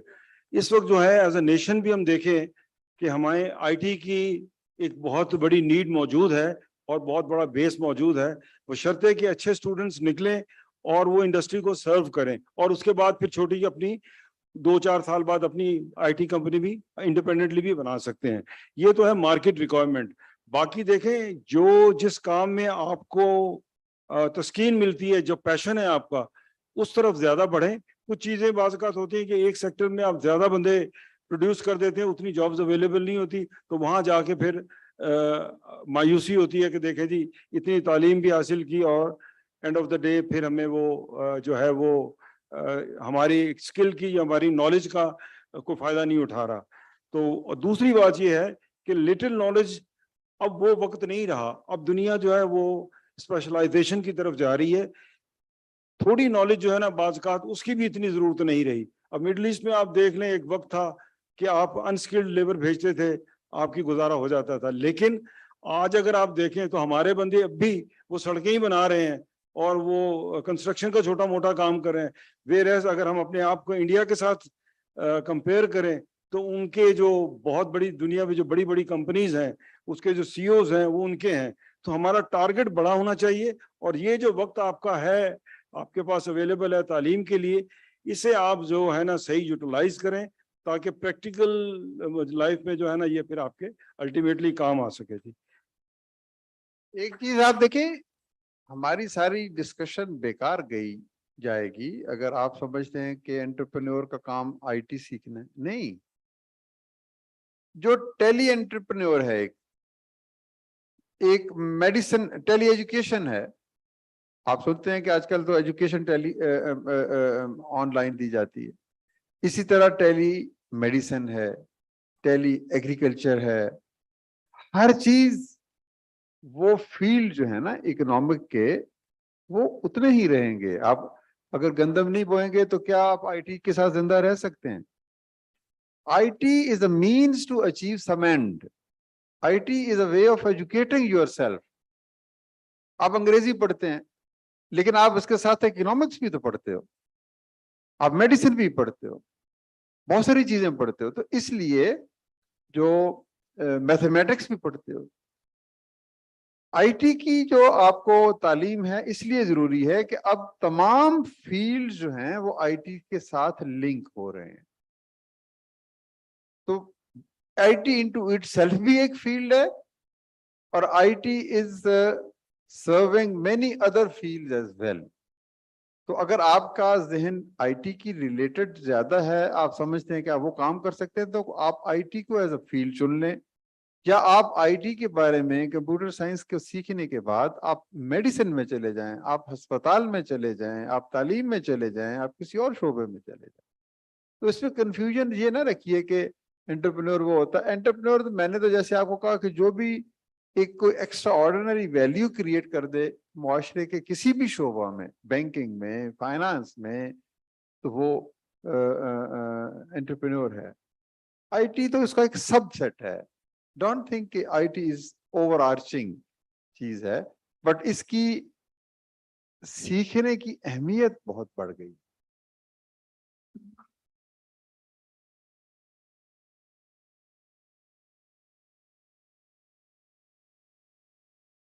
Thank you so much.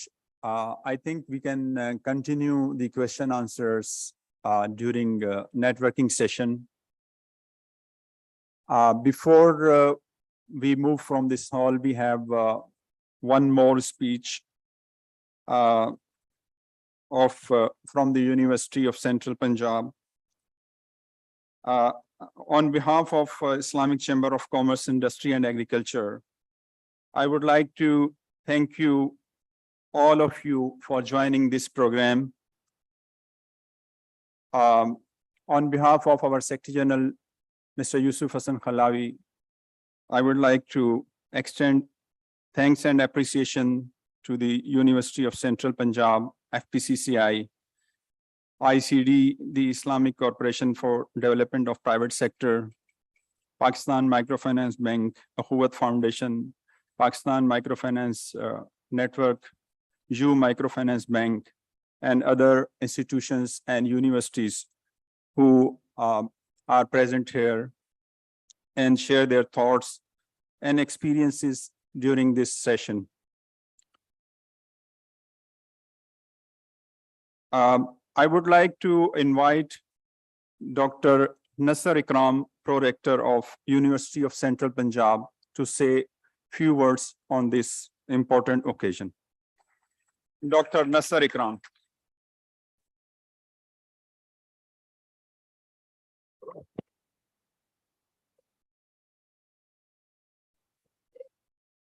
Bismillahir Rahmanir Rahim.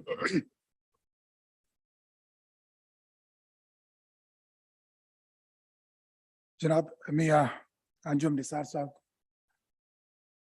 Dr. Amjad Saqib Sahab, who also happens to be an honorable member of Board of Governors for University of Central Punjab. On the extreme left, Mr. Kabir Naqvi Sahab, Mr. Mohsin Sahab, and Ms. Alia. Other worthy guests from different universities, my dear students, faculty members, Assalamu alaikum. I'm not here to give a speech. First assurance, I'm here to give the closing remarks and precisely the note of thanks.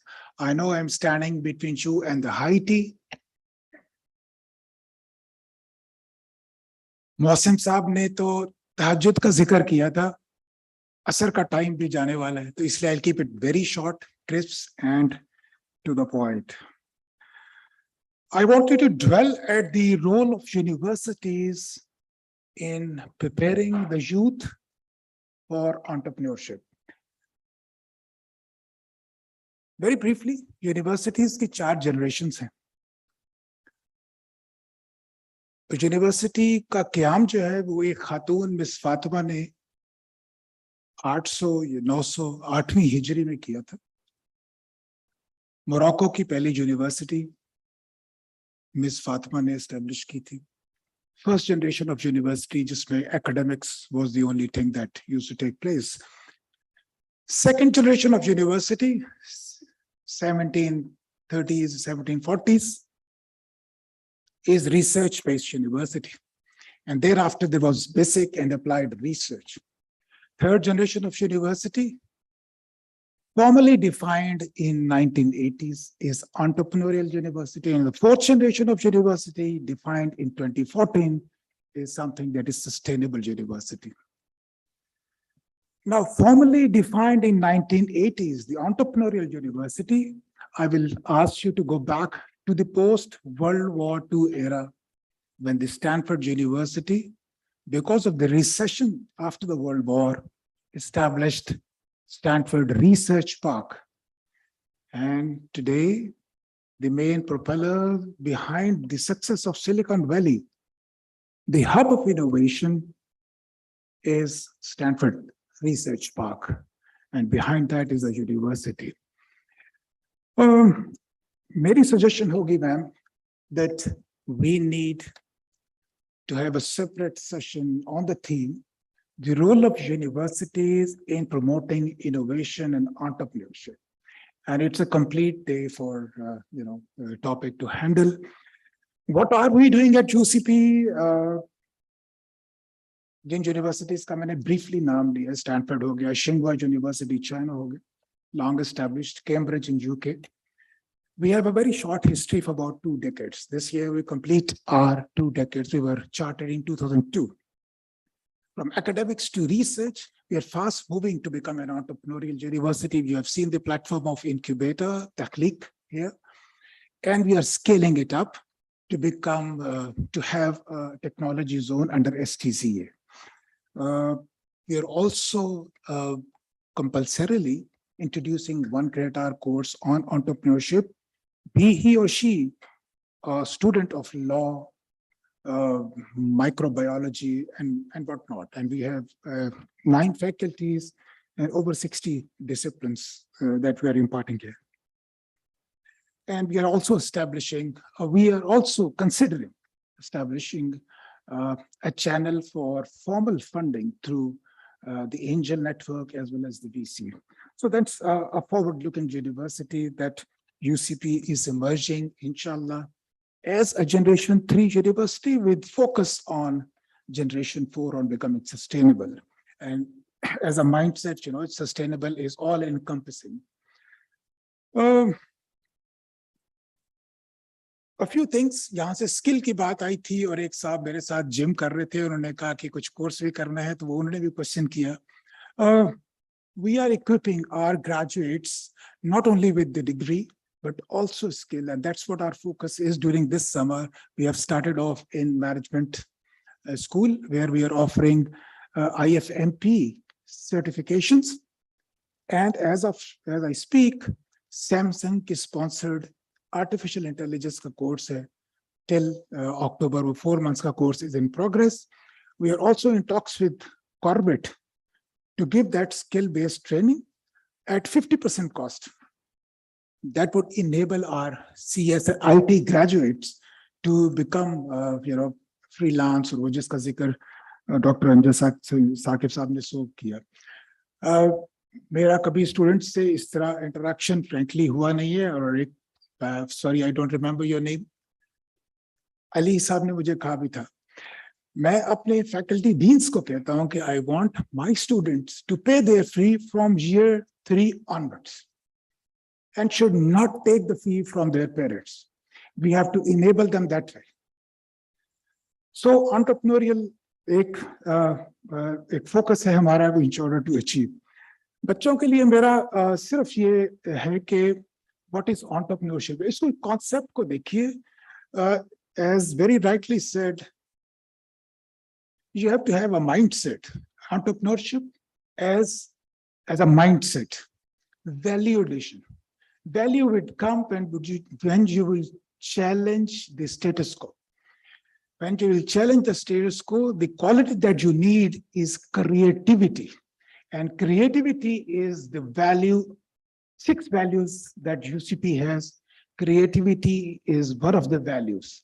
So that is the value that you need to inculcate while you are here for 4 to 6 years, whatever period that you are here with us, in order to have innovative mindset that would lay the foundation of becoming an entrepreneur, be it your own business or be it like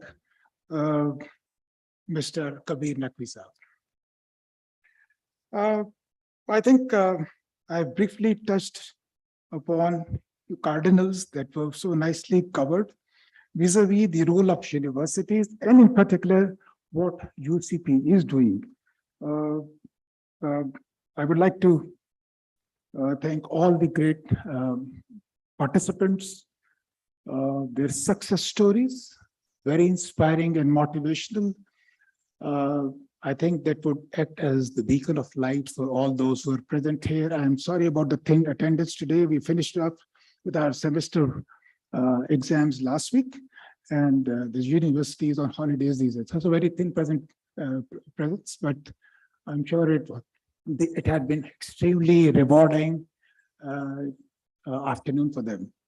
Once again, I thank you all, sir. Thank you.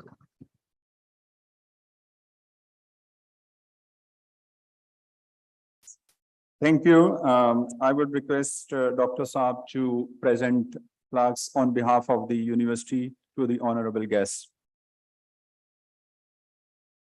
First, I would like to invite Ms. Alia Jafar, Director, International Relations of Islamic Chamber of Commerce, Industry and Agriculture.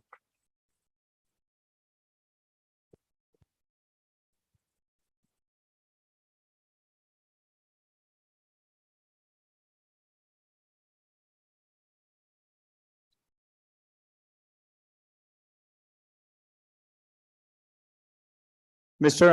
Anjum Nisar Sahab from Federation of Pakistan Chamber of Commerce.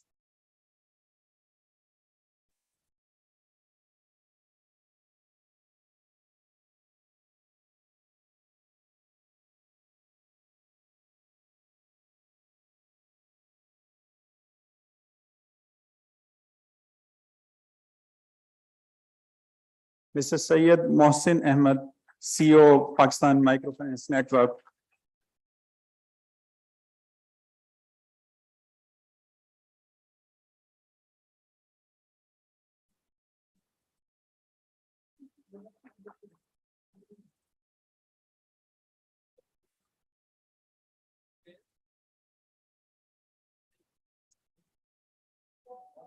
Dr. Amjad Saqib Saab, Approval Foundation.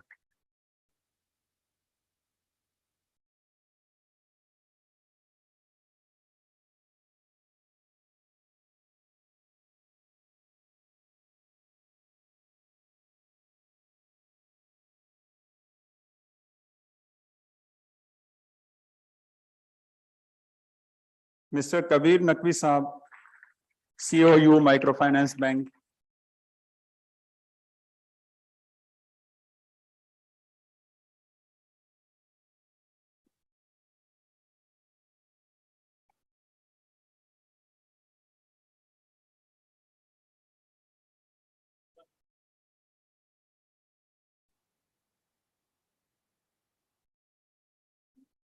Thank you so much.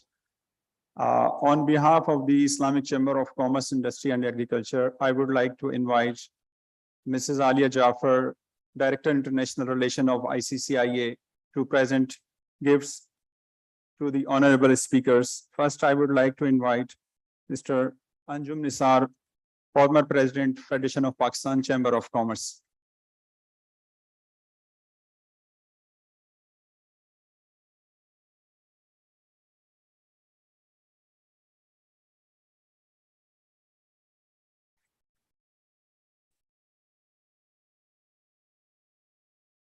Syed Mohsen Ali Sahab,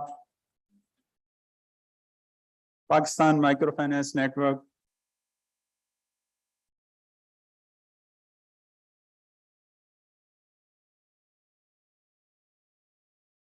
Dr. Amjad Saqib Sahab,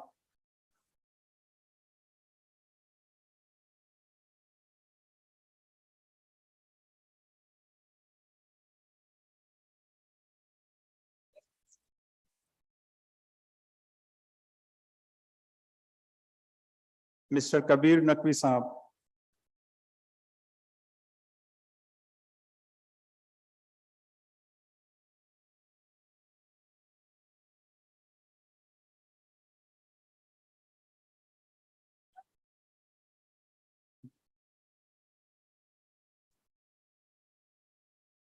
excuse me.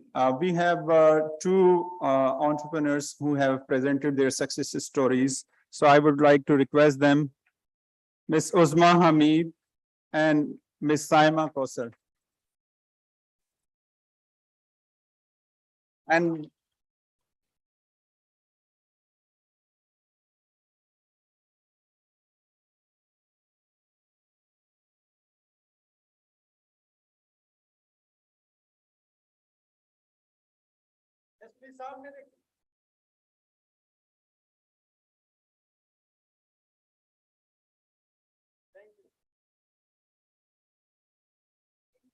Saima Kausar.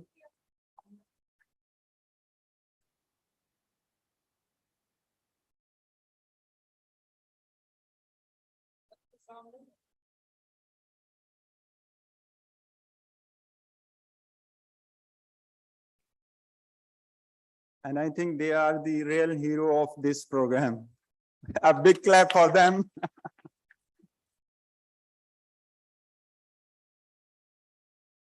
In the end, I would request Mr.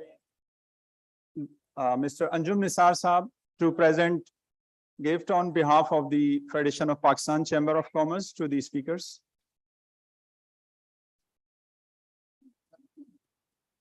Group photographs. Okay.